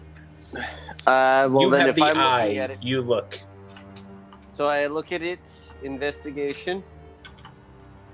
I use the eye, but I still also only roll a 12. All right, so what happened? You look at the water, and your eye begins kind of rolling backwards and forwards, and the world kind of turns a little bit gray, and you see just like this searing line around the edges, and you realize that the masonry is kind of cut out so that it makes a rectangle, approximately the same dimensions as the bed itself. And it seems like the masonry isn't secured fully, like almost as if there's a section that's not secured to the rest of the masonry. Like a chunk of it looks like maybe something. Gotcha. Yeah. Hey guys, can you give me a hand here lifting this up? It looks like it is not properly secured to the base of the floor here. What do you mean? That is the floor. You can't lift the floor, of course. That's Well, no, crazy. not the entire floor. Obviously, we're standing on it. God, but like we could. But I do not think the bed is properly affixed to the floor. Give me a hand lifting this bad boy up. So you're I will lifting. go on down and assist in this as well. So what are you even though lifting? mechanically it doesn't move. It sounds like the way I'm imagining it in my head. It sounds like the base of the bed might be like the lid to some sort of trap door, and that's what I'm going to try and like lift that up. All right, so you like begin. You know, if I'll move the bed. Like if the bed is not affixed to the floor, I will move that off of it so that we can better grab the slab of floor that is not properly affixed. Yeah, so you move the bed, and you see that there's like this. It does look like there's almost like a slab. It's also made out of masonry, as if it's meant to blend in. If you had a dwarf, the dwarf could tell you whatever you want to know, but you don't. And actually, you have your stone cutting, Wait don't a you? minute, I was gonna say I have that thing that gives You me like stone cutting. stone mason. Yeah, I got stone cutting, Dude. because of the spear. There we go. I forgot about that. Suddenly, Dimitri begins speaking with a Scottish accent, and he says, "This is a door." Dimitri, this looks like a door to you. And you're kind of Hey, looking guys. around, and you see that there's one stone that looks out of place. And you kind of like move the dust around it, and it looks like it could almost like turn if you really wanted. Like you could press down on it and kind of like use the friction of your palm to maybe wiggle it or move it a little bit. Sure. I try clockwise first. Yeah, so you push it down, and it begins going clicking in place with each turn, and it gets about 180 degrees, and then you hear, and there's a smoke just billows out of the seams, and this floor rises up and yawns open, and you see a staircase leading down. Boy, those ancients sure know how to build a thing. Gentlemen, shall we? I will conjure a gout of flame in my hand and hold it out to Dimitri. So, would you like a torch? I cast light on a central gem on my helmet there, and it totally turns into like a miner's headlamp. Nice. Okay. Sure. Nice. So who's going first? I will lead the way. I kind of stopped him. I was like, how about I go in case there's something here, you can heal me, but if you go, something can hurt you. Fair. You got keep an eye out for the traps and things. This was obviously not meant to be found easily. I pull up my shield and I point to his head and point to the shield. Do you want to do that? Yeah, totally. So I lose the miner's headlamp look on me, but he gains a spotlight on his shield. Nice. All right, your shield has a wonderful railway light coming off of it. I mutter some druidic under my breath and tap just underneath my eyes. Corey, I just read your shirt. I approve this shirt. All right. Nice. So you descend. Is the order Lucius Fleos or Lucius? I'll go towards the rear. Okay. I'll go second. All right. Got it. And I would say have the other guys, the man there. Oh yes, I'm coming with you. And he holds up his mace, kind of in a shaky hand, and he grabs out his lantern. Okay, watch the back. Make sure nothing follows us down. Of course, of Is course. is it a hooded lantern? Yeah, do you want me to make it like this? He lowers it a little bit. Just a little bit. Okay, And, you know, okay. This is very interesting, and I wish I had more hands so I could keep notes, but it's okay. I'll remember it all. Let's go. Cool. you will keep rear guard with me, and we will make sure that nothing sneaks up upon us. Yes. Okay, that sounds very good. Do you think there might be something down here? We hope there's something down here. I've been sleeping here many nights, for a few years now, and this is kind of terrifying to think that there might be just some horrible creature that was sleeping under me. Well, hopefully it's not horrible creatures, just answers down here, but we should be prepared for either. Okay, And yes. I believe at this point we're all descending. Yeah, so you descend the stairs, and they drop like 80 feet. They bring you 80 feet down. They're spiraling. There's a shaft basically that goes down. They spiral around the side of the shaft. Everything's stone. Dimitri, you look at it, and it's really good stonework. Not as good as a dwarves, which is weird because that's what pops into your brain. Not as good as a dwarves. Sure. Like this is good, but not as good as the dwarves. Mm. And so the shaft goes down 80 feet and then ends. You can kind of see the beam of light coming in from the trapdoor above you. And there's one large tunnel opening that leads in the direction of the hill. How large? Like 15 feet tall or 10 feet No, tall? like about 8 feet tall. 8 feet tall? So you're not So, gonna spacious, but single file. Yes. All right. Then, since we're not crawling around then through this tunnel, I will take out my longbow, and I will just knock an arrow, just prepared, but relaxed. I have my crossbow at the ready. Shield, whip, just kind of, and I'm not taking a fast pace. I'm going to be kind of just like pieing the room, you know what I mean? Like floor, wall, ceiling, wall, floor, you know what I mean? Yep. Mm-hmm. So the tunnel itself allows you to walk like two abreast. Oh. Should we attempt to do this quietly? Very much so. I still If say this is heading deeper into the hill, yes, we should keep this quiet. I still say I should go first. Maybe you two abreast, and then Ravis behind. Sounds good. Okay, so you move through the space quietly, and it travels several hundred feet, and it does kind of move at a very level. It's very level. It's not really going up. It's not really going down. And it opens into a larger hallway that isn't covered in stone, and you see your first hole. There's a hole in the ceiling, and there are bones hanging from the hole, as if these bones had been buried at some point in the making of this hill. Your priest walks over and he says, "This is very interesting. So I always hypothesized that the hill was made by, collective creation, where the one layer was made with burials, and then another layer on top of it, and then another. This is a theory I had." And he kind of pulls on one of the bones. He says, "I think this maybe shows the theory has some merit." Okay. So this settlement is even older than we imagined.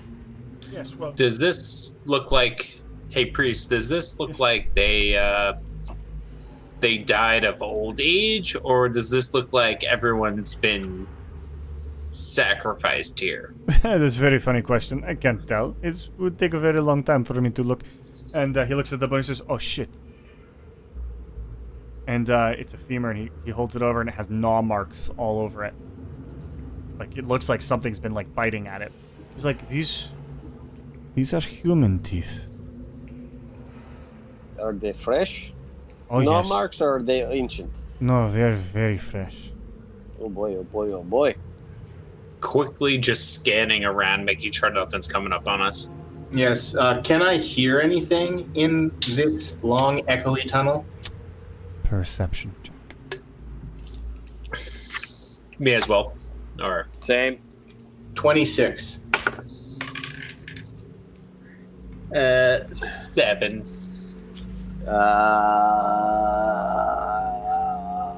27.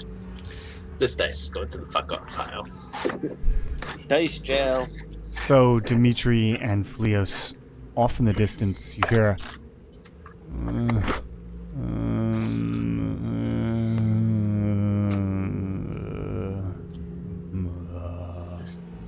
roll for initiative. How far in the... Oh. Because I was going to... I know. Hey, 18. 20. Let's throw this on roll 20. Yeah? Is anyone in roll 20? I'm in roll 20. I'm not.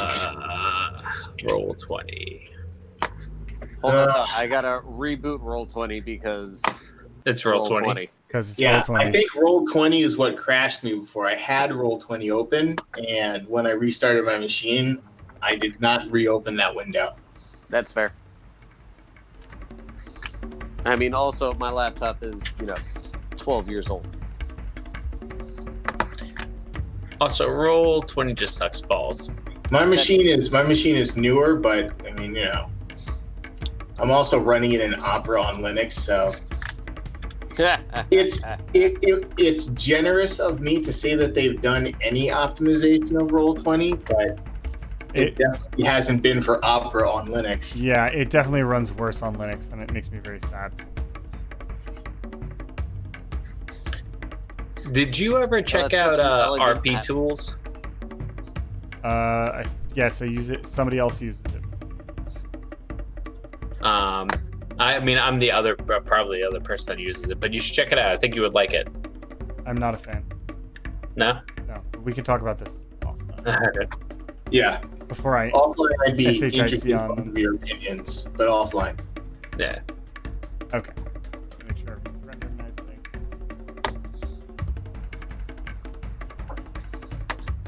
Okay. All right. We have I do things. not Let me like the roll. looks for of these. this at all. You know what? I'm gonna have all of them move on the same turn. Okay, and they all rolled shit anyway. I'm gonna have all the baddies have the same initiative. My init is 8. I'm still in the process of getting into roll 20. I got you.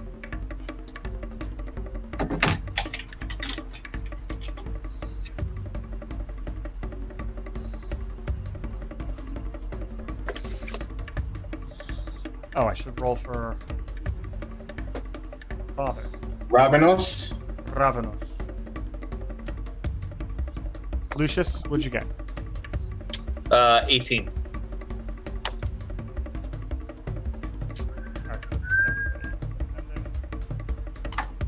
All right, Dimitri, you're top of our order. So what you see is, the space in front of you, it grows bigger and bigger and bigger, and then there's clearly some type of opening. And at the kind of entryway of the opening, where this hallway ends and the opening begins, you see just a zombie, very fresh corpse, walking across it, and has like this horrible like clickety clack as it moves. It's kind of like a.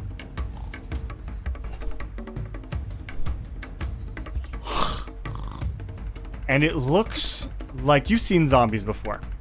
Normally you see them and they're kind of like a little bit lethargic, a little bit like kind of like. Yeah, this one has a little bit more like spaced a. out It looks like a zombie that's been really kind of wound up and is hyper aroused and ready for some type of action. Oh boy. You should lay off the rabies, sir. Okay. Well, I am going, gentlemen. This will reveal our point here to them, but I think this is in our best interest, and I'm going to pop shot the orange one right there, Cool. with a what's that shit called? Guiding bolt, and I'm just gonna light it the fuck up. Nice. So that is a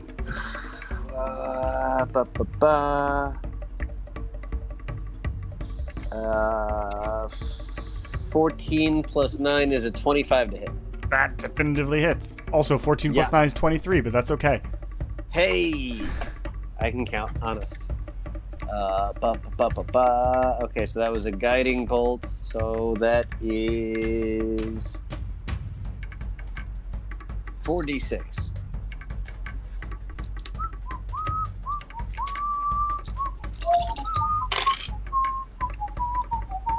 That is so appropriate.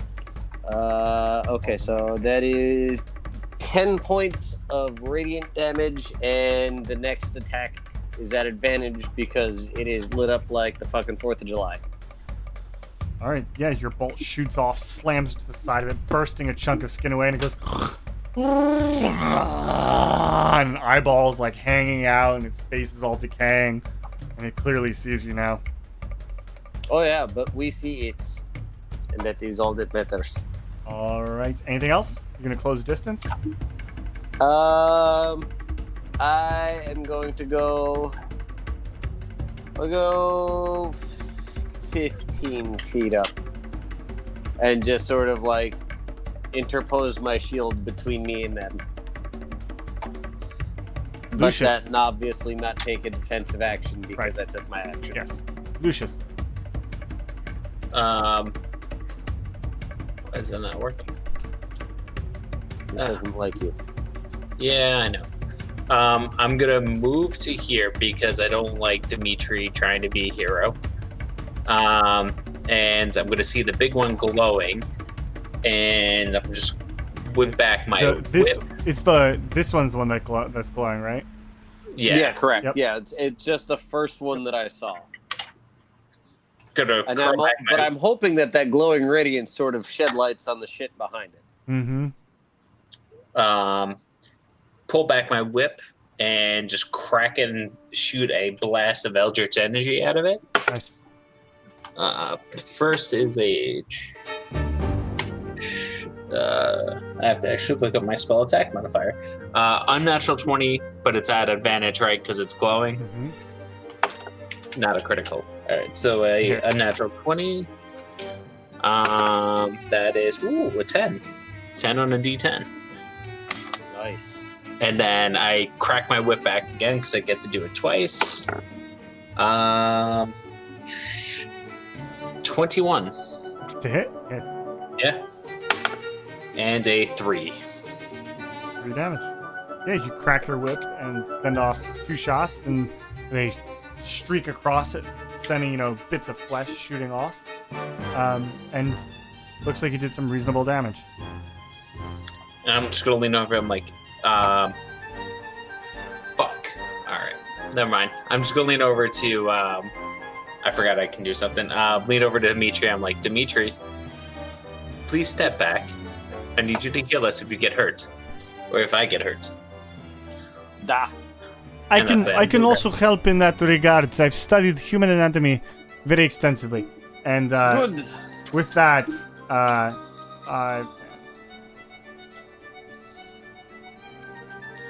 I got this. It's okay. It's okay. No, you stupid! Get back! Get back! Leos. All right.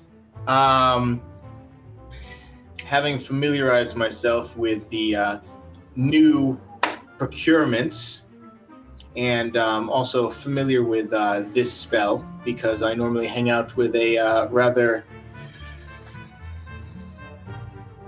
with a certain wizard. I know that Wall of Flame faces in one direction, so I would like to cast Wall of Flame. Yes, let's do that right here, and then 1, 2, 3, 4, 5, 6, 7, 8, 9, 10, 11, 12. Yes.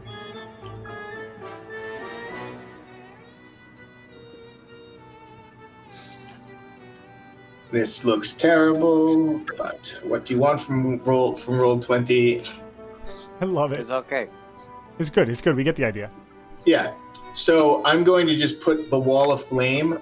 I'm going to cast it from the wand. So I'm just going to pull that out of. I'm going to quickly drop my bow so it's in the crook of my elbow so that I can move my hands again. I'm going to sheath my arrow that I had back into my hip quiver, and then I'm going to draw the wand and cast, and basically facing towards the, point away from, point towards enemy, and wall of flame right there running through those two zombies, etc. I need everybody to make a DC 15 Dex save. 1 fails, so orange fails, blue succeeds. No, and the ogres. Oh, and the ogres.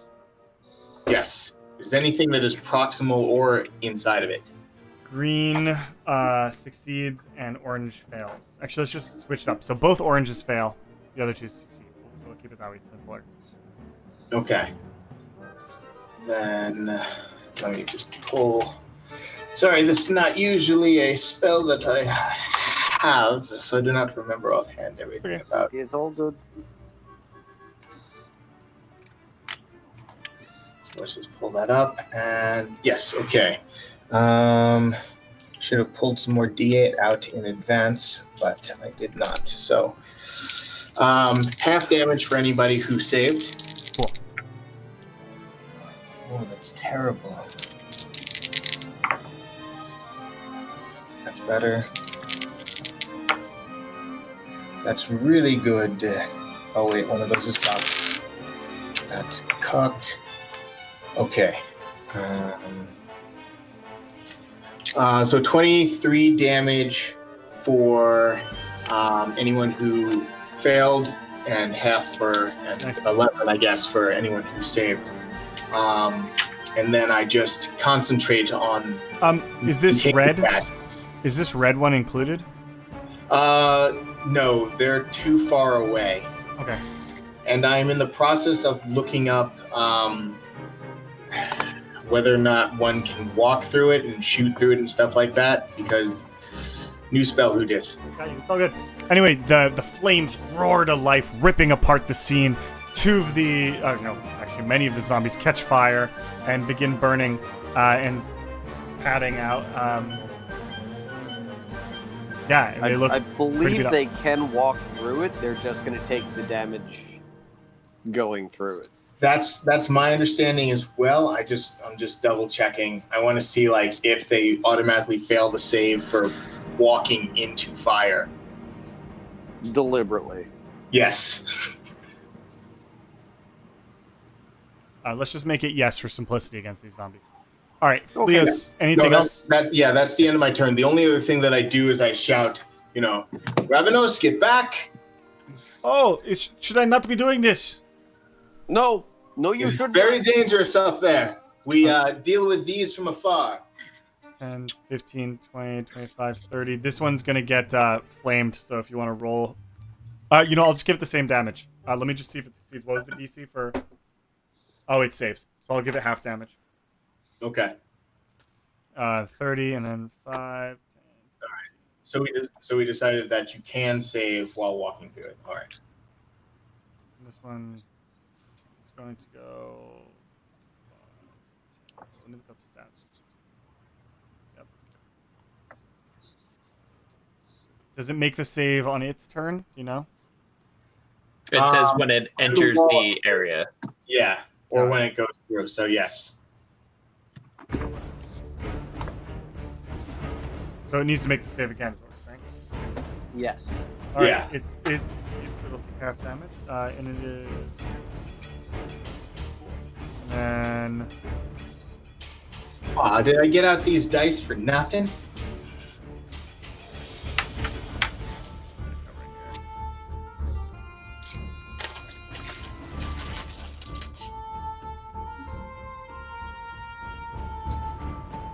This one was already in it. This one's already in it. and it's going to step out on fire, of course, and attack Ravenous. Ooh, it's hitting. Yep. Slams Ravenous into the wall. And you see Ravenous' shoulder pop out, and he drops his mace. He's like, oh, mother! Oh, I didn't... Oh, Cinderella's name! Oh! And you see, like, blood pouring out of his lip. Makes 2 attacks. Its next attack, it goes to hit him again. And he kind of, like, swipes it to the side and picks up his mace. He's like, ah!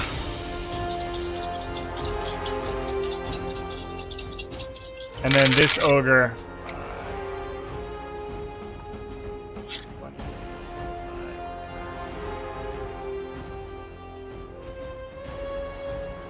And it's going to do...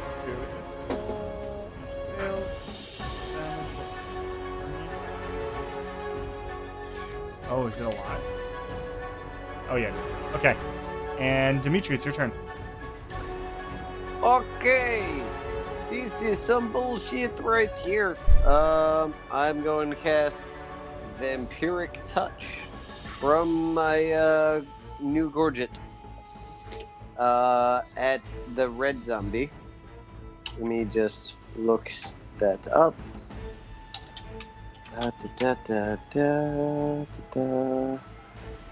Vampiric Touch self. Okay, so that would be a fucking bullshit. An 11 to hit. That does not hit. Son of a bitch.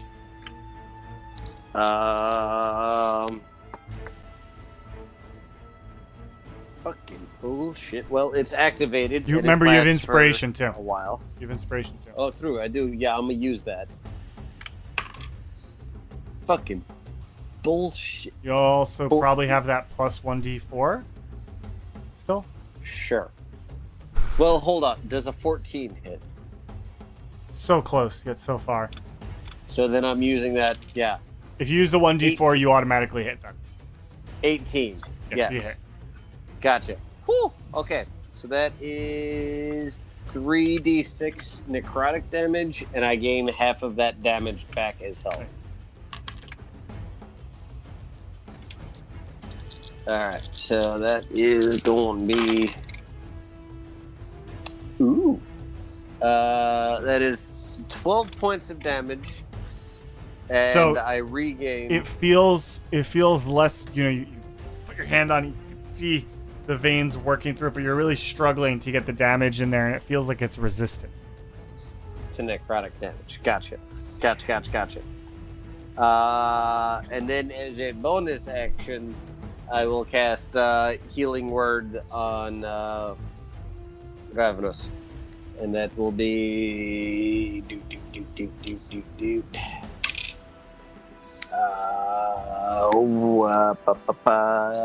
He regains 6 health points. Awesome. You see his shoulder popping back into place. He's like, I will kill you and smite you in the name of Cinderella. And I shout at him, the fuck are you doing? Get behind us. It's too late now. All right, anything else, Dimitri? Well, it is what it is. Anything else, Dimitri? You good? Let me take a look. Well, all I have left is my movement, and I am not going to move away from this thing. So I am good. And I just sort of like pat Lucius on the butt, and I'm like, your turn, buddy. Bravo. Lucius. I take my whip and I kind of start curling it. And as I'm kind of like cycloning it, a greenish hue of necrotic energy reaches out and I spill it out onto the one right in front of me, and I cast Hex on it as a bonus action. The green one? I should have mentioned necrotic damage does not do too well on these things. I don't know that, and this is a new thing for me, so I'm just trying that. Okay. And I'm going to say Dexterity is the ability that has disadvantage on checks. So it has disadvantage on its dexterity checks. Correct. Got it. And he takes some. It takes some damage. When I hit it with an attack, I deal an extra D6 necrotic damage to it. Cool. And then as my attack, I'm going to whip back my whip and take a crack at it.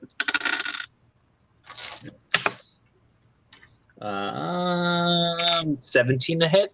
That hits. Cool. So, shit, I don't have a D6. Let me. There we go. D6. All right.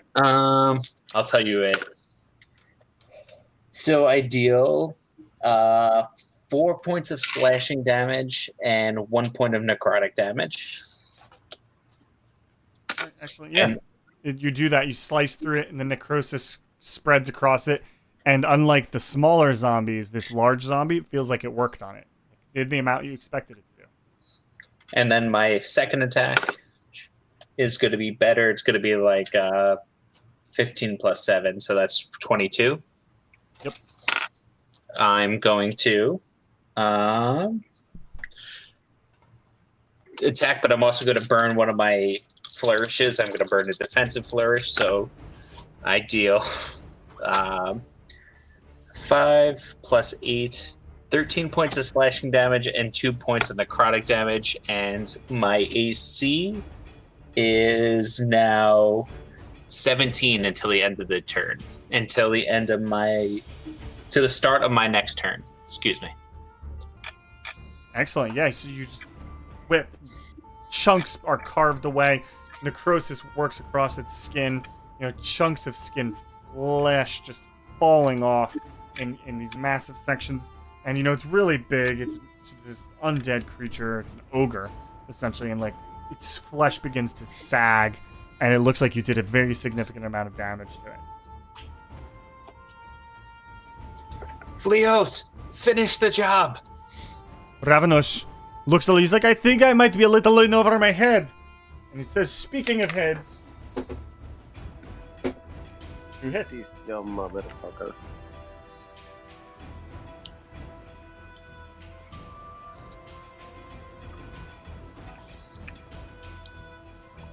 Does 18 points of damage to the blue zombie. He takes his Morning Star and just crunches into the skull of the blue zombie and rips it out, and there's a bit of brain that shoots out, and he goes for the rib cage next, and it kind of sticks in the rib cage and collapses it. He's like, what does it take to put one of these dogs down? And rends it out, and a bone kind of pops out. Leos. DM question. Yes. Can I make the point of origin for a fireball be the wall? Sure. If I can, then I can shape this in such a way that I avoid setting Ravenous on fire. Go ahead. Fantastic. I need everybody except for Orange Zombie to the right of Lucius to make a Dex save 15. Orange zombie to the right of Lucius. This one? You mean the red zombie? No, I think he means the one next to. No, I mean Lucius. No, he means Oh, Dimitri. Dimitri. Sorry. The name is above him, and I didn't realize it first. This orange one right here? Yes. Okay. Oh, gotcha. Okay. Okay, so red will. All right, so let's do the. All right, what's the DC? The DC is 15. And I don't know if that green orc one gets disadvantage Oh, it does. because it's hex. Yeah. Nice. Okay, so it's gonna fail. Oh yeah, does the orange guy should have like disadvantage on on the next Anything sheet, too. dex related. So they all fail. They all fail. They all fail their saves. Fantastical. Let me just make sure. Yep. 1, 2, 3, 4. 1, 2, 3, 4. That's a lot of dice sounding.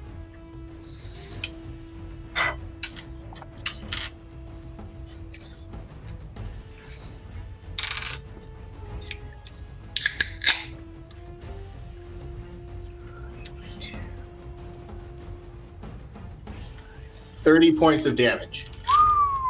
Fire damage? Fire damage. All right, so let's see.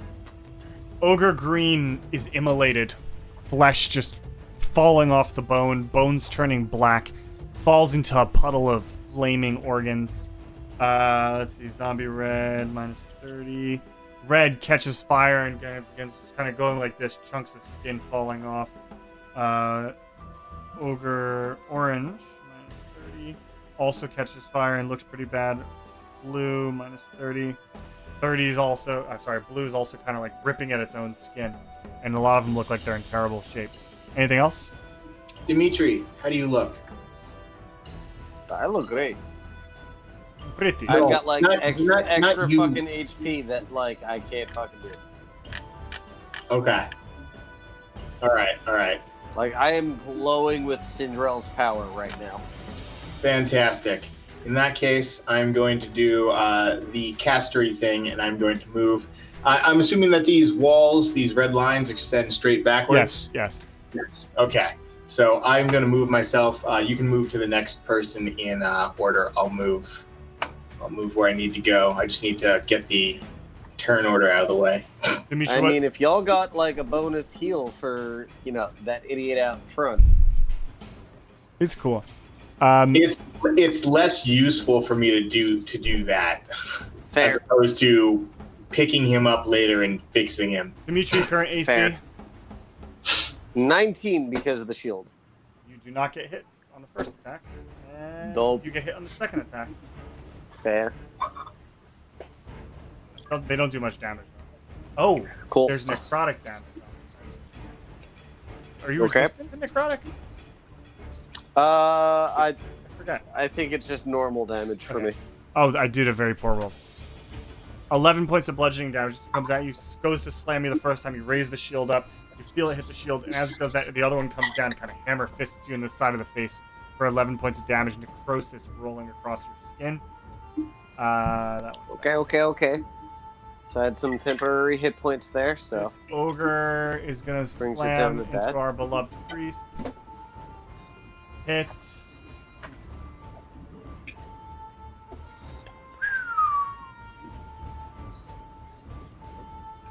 Oof, 20 points of damage on our beloved one. Goes and just takes a morning star that he's holding and smacks Ravanos in the side of the head. And you see Ravanos' face like partially collapse. He's like, oh, I don't feel very good. Then he kind of slides down the wall. Down.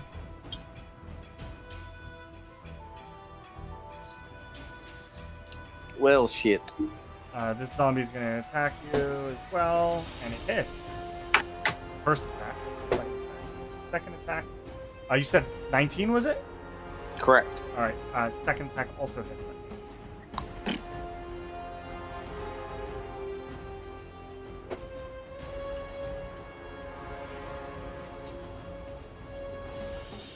All right. First attack does 15 points of damage. Next attack does 9 points of damage. That's 24 total. Yep. And Catch it. This blue one then goes 30. Lucius, what's your current AC, Lucius? 27. One attack. 27? I have 19. I use the defensive flourish. I get to roll one of my bard dice and add it to my AC. I rolled an 8 on a D8. That's so awesome. 27. It goes to hit you the first time, you bat it away with your shield, and it goes to hit you the second time, and you just feel like a hand touch you and go like. And you're like, gently "That's caresses your creepy." chest. Usually pay money for that type of action, Chief. Dimitri, your turn. Well, okay. So which one is red, blue, or orange zombie right next to me looking the worst? Let me I know just- they're all looking pretty bad. They're actually all looking pretty bad, yeah. Hmm. Okay, they're really close. They're only 1 point difference. Between red and orange. Blue's actually in the worst shape. Alright, well, blue is right in front of...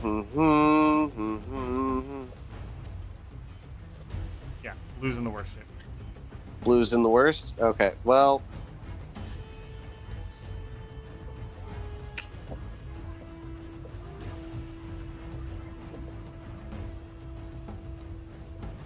Okay, so I'm gonna do Vampiric Touch on Blue, since I still got that going. Ooh, nat 20. Roll another d20 to see if we do quadruple. We do not. Okay, double. Double dice. Okay, so double dice. Gotcha. That's exciting. Yes. I don't think I've gotten a nat 20 in this fucking campaign in a long time. I usually suck them dry from everybody and just roll them myself. Yeah. Oh, man. And also, that's just fucking awful dice rolls. Sorry.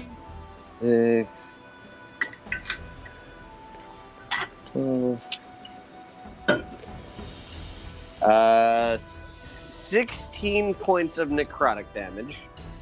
All right, on Blue. On Blue. Again, it doesn't feel like it did what you expected. Okay, but does that mean that I regain... Half of what you're expecting. I regain half of what I'm expecting. Okay. So what did I say? 16. So that means I heal 8. You get half. And then as a bonus action, I'm going to do max healing word to what's his face? Ravenos? Yeah, that guy. Pop back up. So that is 4 + 5 pop 2. 9 points of health back to him. He pops back up, kind of like, oh, I don't feel very good all of a sudden.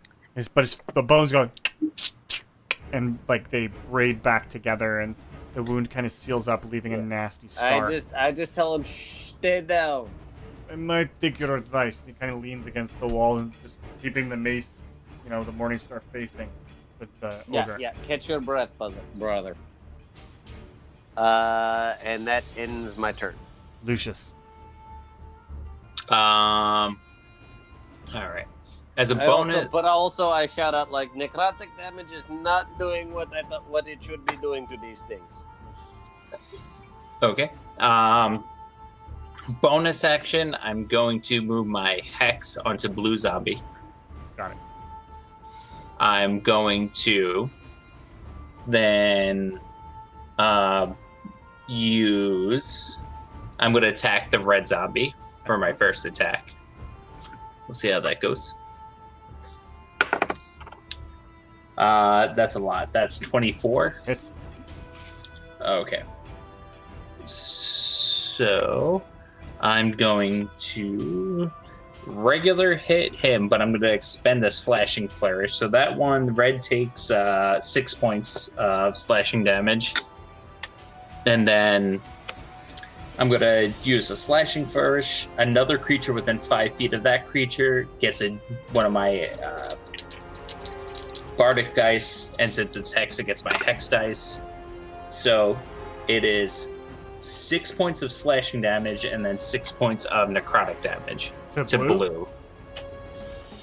Alright, again, the necrotic damage doesn't feel like it did as much as it should have. Let me just do some math. It looks really bad, like it's just kind of hanging up, like sections that are sloshing off. You can see lots of exposed bone and gelatinous organs, and there's a putridity leaking from its bowels. And I just go, fuck. All right, I'm gonna hit the second attack, hit the blue one, or attempt to hit the blue one. 19 to hit. 19 hits. And it's the hexed one. 1 point of necrotic damage, and then 8 points of slashing damage. Points of slashing. Yeah, you basically, let's see if it... that's funny. It fails its save. It goes down. You this is with your whip? Yeah. Wrap the whip around the throat, pull really hard, severs all the way through, head rolls to the ground, and it comes over, kind of like stopping at your boot, mouth going, and you just stomp on it, squishes like a melon. I'm just gonna punt that shit right into the wall of fire that's still up. Sounds good. Bursts into flames, the hair on fire. Cool. That's it for me. All right, and our friendly, I'm going to hit them. I'm going to hit them so hard. Don't, hard. just stay down. I told him hard. to stay down. I got him. Stay down. I got him. It's okay. It's okay. Don't, god damn it. He smacks his morning star into the side of the ogre, and it kind of sticks in him. And he just kind of and pulls it out, and blood kind of squirts out. And the ogre goes,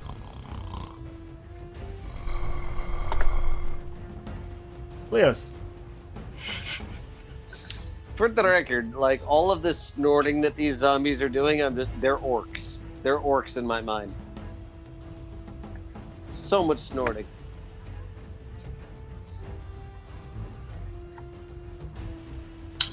How bad? I mean, this is a dumb question because it's dead. How bad does the ogre zombie look? Bad. Yeah. How about the red zombie? It still has a ways to go. Still has The a way- ogre zombie looks the worst out of all of them. Understand?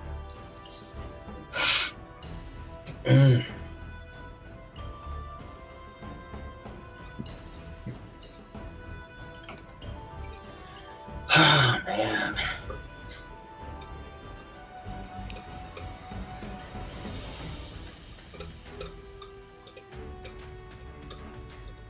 Just do it, dude. Just do it. Oh, It's cool. yeah, whatever. Fireball, same place. Good. DC 15 dex save.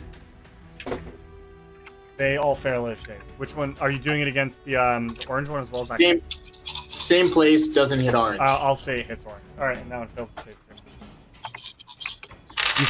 You feel Sindrel shaping your attack. Okay. Thank you, magnanimous GM. Yes, indeed. Thank you, magnanimous GM.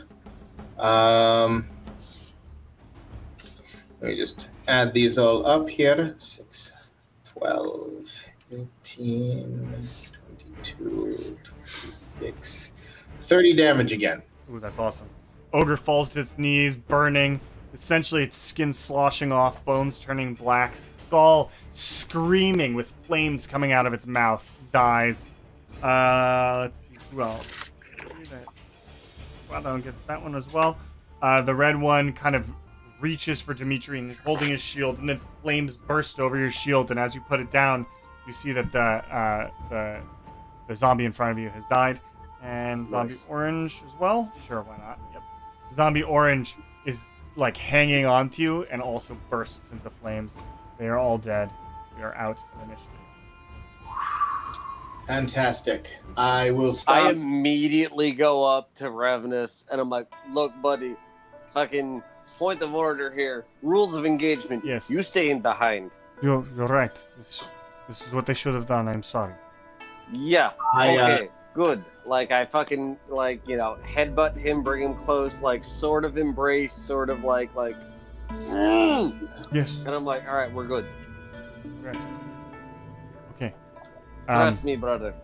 okay. I have been doing this for a bit. Okay. Please, Right. please stay behind where the squishy people don't get as hurt. This is a very good idea. I'm sorry, brother. You're right. You're right. You're right. All right. Oh, I'm going to sit for a moment right here. Yeah.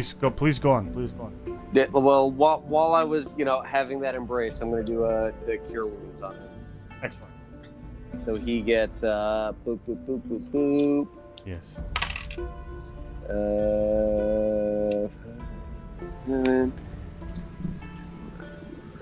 12 points of health. Excellent. He looks much better now. Okay, Wounds mending. What race is Brother Ravis? Human. good. I What kind of stupid question is that? go up to him, pull out a torch from my explorer's pack, light it. If you're gonna stay here, you need something to light your way. and I give him 2 torches just in case one burns out. He points politely Yeah, to his lantern. Thank you. I appreciate it. But yes, okay. And he puts it in the ground in front of him. Yes, thank you. Yeah, just in case, you know.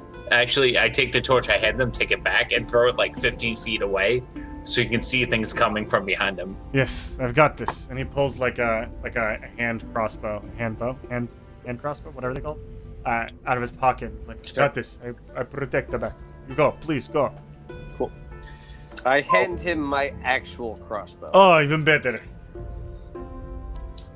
I would like to keep the wall of flame going. I would like to get closer to the wall of flame, however, and just sort of peer through to the other side. And yeah, I'm just trying to see if there's anything else lurking further down here. Sure. You see a large cobblestone room. In the center is a column about waist height, and there's a beam of light coming from some unknown source in the ceiling. And you see that, that's maybe was something of interest is upon it. Some type of like orb-like structure is sitting there in the beam of light, but you can't really make out the details from where you are. It's a good 40 feet away. And you see that there are sections of the walls that have crumbled in, and there's little tunnels where the undead must have crawled through to get in. All right. I'm going to point out to Lucius and Dimitri. Over my shoulder, I'll call Dimitri forward, and I'll just point out where I see the various tunnels so that we know what we're looking for when we go into this next room. And I'm going to point, of course, to the column of light and the shiny thing thereupon, to which Lucius had referenced earlier. Da.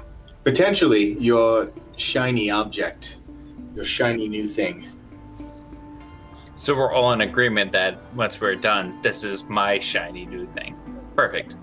Well, I don't think that I got you. we should necessarily keep said shiny new thing, since it seems to summon the undead. Yeah, it looks like the shiny thing is what the zombies are looking for, sir. If At you want about to be this time, the wall of flame in would the go out. beacon, yeah, if you want to be the bearer of the beacon for which all of the zombies are, honing in upon, that is your call.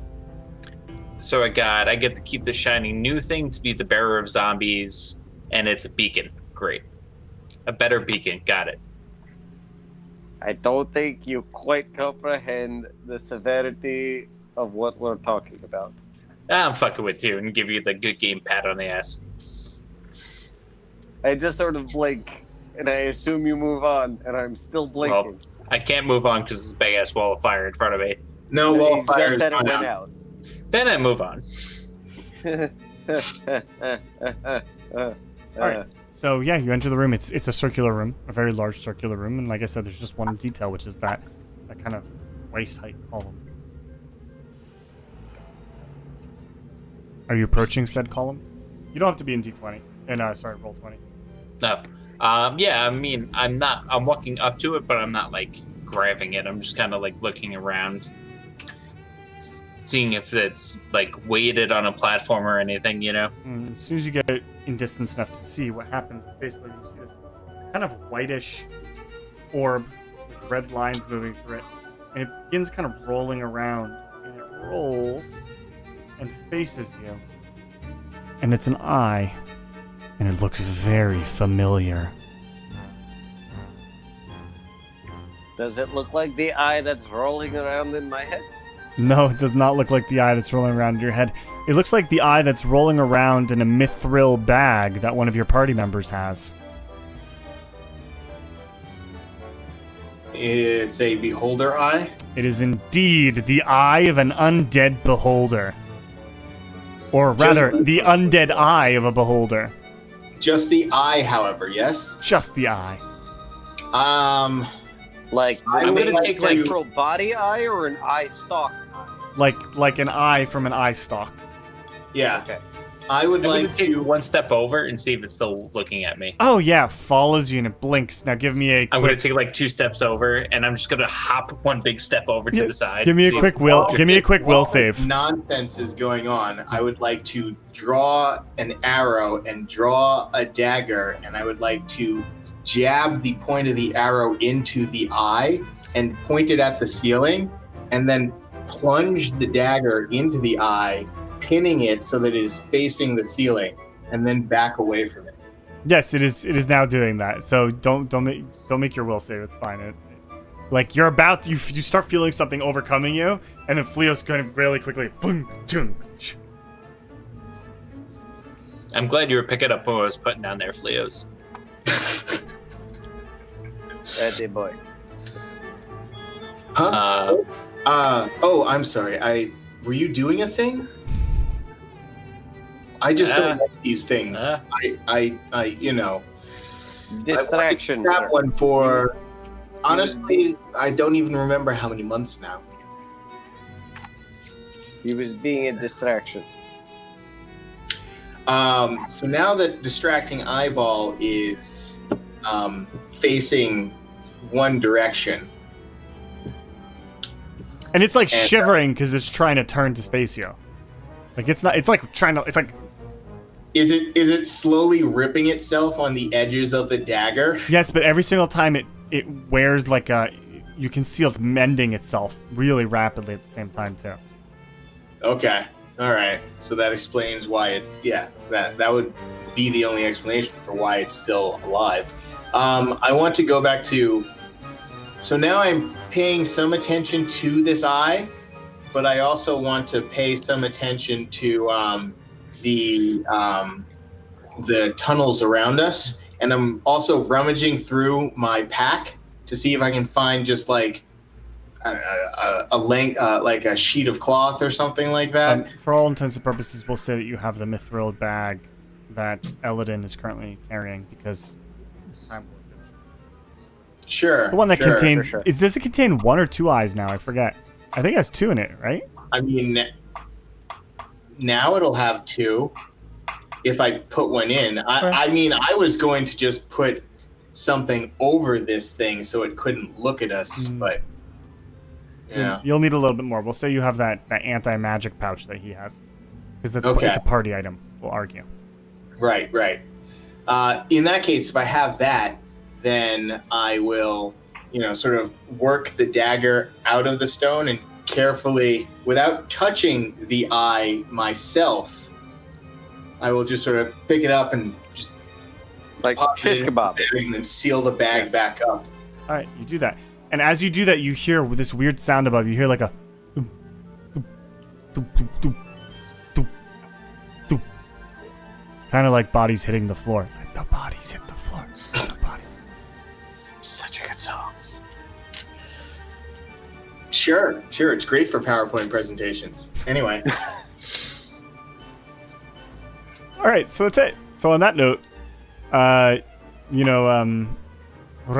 he's like, I think we should see what's happening up above, and go back the way you came. Go up to the tower. You see that there's a lot of dead bodies, truly dead bodies, no longer animated, lying everywhere, as if they'd suddenly had their magical presence dispelled. Now, well- Fleos, I have a question. If I were to say cast what's that? A guiding bolt into that bag, do you think I would hit that fucking thing? Would it sort of Honestly, destroy this the is bag? more a question for. I mean, I could. Hold on. Because every fiber of my being is telling me to destroy that eyeball. Give me an This- Arcana check, Dimitri. This is more a question for. My Arcana check was only 14, so I don't know. This is more a question for the college boy, but I imagine that the properties of the bag being such as they are, that any magic that enters the bag would be dispelled. 9. 9. I don't have a clue. No, but Fleos, But what he your says role makes was good enough. Yeah, So, what you said. Okay. But also, you recognize that there's some extremely powerful magic at play here that made these eyes undead and is keeping them undead. Right. And which was being expanded to literally everything else in the surrounding miles. Which you've seen before, recall. Yes. I recalled. So, well now, Lucius, you've had the pleasure of joining us on one of our fantastic adventures for Lord Sindrel. Generally speaking, they're exciting. You can definitely say that about them. Now, question, Dimitri, and also perhaps for you, Brother Ravenous, do you think that the bodies will stay as they are now? Or perhaps we should gather them and create a bonfire of our own? I think you've done quite enough. I think the bodies will be returned to the burial sites. We should be able to identify them reasonably. You know, they're most of these do not show the very intense signs of decay, and by their clothing we should be able to identify them. You've saved this town, and I think we will forever be in your debt. You should probably return to the bishop and inform him of the good news. Okay, in that case, I will very much recommend a mass funeral pyre for all of them, just to be safe. All right, brother. I will go gather the acolytes. I will go with you to the church and talk to the bishop and gather the acolytes for such an action. Okay. But first, I'm going to wash my hands, and then I'm going to find a tankard, and I'm going to drink some of this ale that was talked about before, and I'm going to try it. I'm going to fill half a tankard. A little too much ginger. Right. Too much ginger.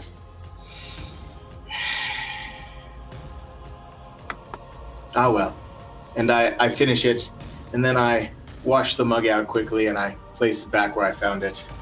So if that's the case, then I am taking from my pack one of the dwarven ales that fucking I've had this whole time, and I pass that around. Excellent. The entire party drinks. Ravenous drinks. He's merry. You're merry. He's like, this is great. You know, I should go on the road with you, maybe. Okay, but if Hey, that is welcome the to, case, why we not? need some fucking ground rules. He's like, I joke. I give him my Listen. my old pair of scale mail and all of that other shit, and I outfit him right. And I No, it's okay. This is how I have it's no done. desire to become a warrior of Cinderella. I'm very happy being a scholar. Thank you very much. Okay. He brings you Okay. back. He brings you back to the church. The bishop is there. He says, "Thank you for what you've done, and I know that you did not do this for money. You did this for the honor of Sindrel. But nonetheless, he hands you 3 chests. I did it to save the lives of the city. Each chest contains 300 pieces of gold and 1,000 pieces of silver. Wow. Yeah. Will we be able to keep this gold, though? Time will only tell. Is there a brothel in this city? Yes, there are many brothels in this city, and you should be able to easily find them. Yes. I just grabbed Alright. the chest by one hand and started backpedaling out of the room. Attaboy. Dimitri, there's a round on me if you want to get down on this. We can use the AI to see if everyone's. One moment, brother Dimitri. And he takes you by the shoulder. He says, I must have a moment alone with brother Dimitri. He brings you in a side room, and he says, brother, I'll catch up to you. you've done very well tonight, and I've been given instructions by the Holy Church. And he pulls out a ring, a silver ring with a skull on it, like it's a screaming skull that you kind of put on your finger. You've been invited to become part of the Knights Order of Sindrel. And what does that entail? More will be revealed in time, brother. And he puts it in your hand, and he says, moreover, and he pulls out a piece of paper. I know of your family, and I was given this to give to you, but told not to give it to you until you had finished your work so that didn't distract you. And he hands you the letter.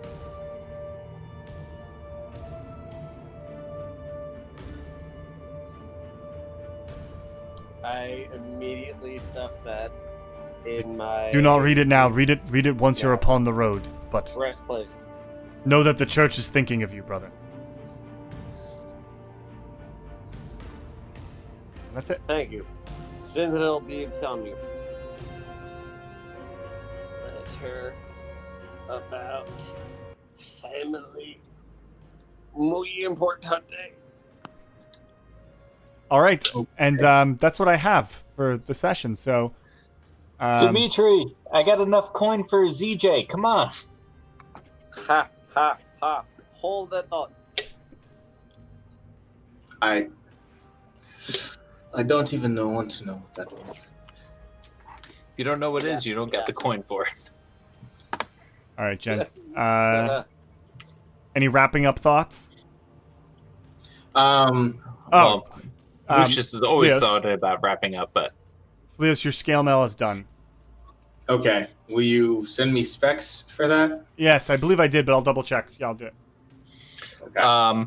so I do have this +1 shield. That's a thing I have from here on out. Yes, everything you received during this session is same yours here. to keep. Cool. Remember, sometimes side quests are the okay. best items. I was gonna say, let me 5 holy waters. I just see them strapped to a belt. No, immediately in my head it's Blade with a little like. Yes. Okay. Thanks, gents, and anybody watching. Thanks for watching. Have a good night. Much appreciated, all.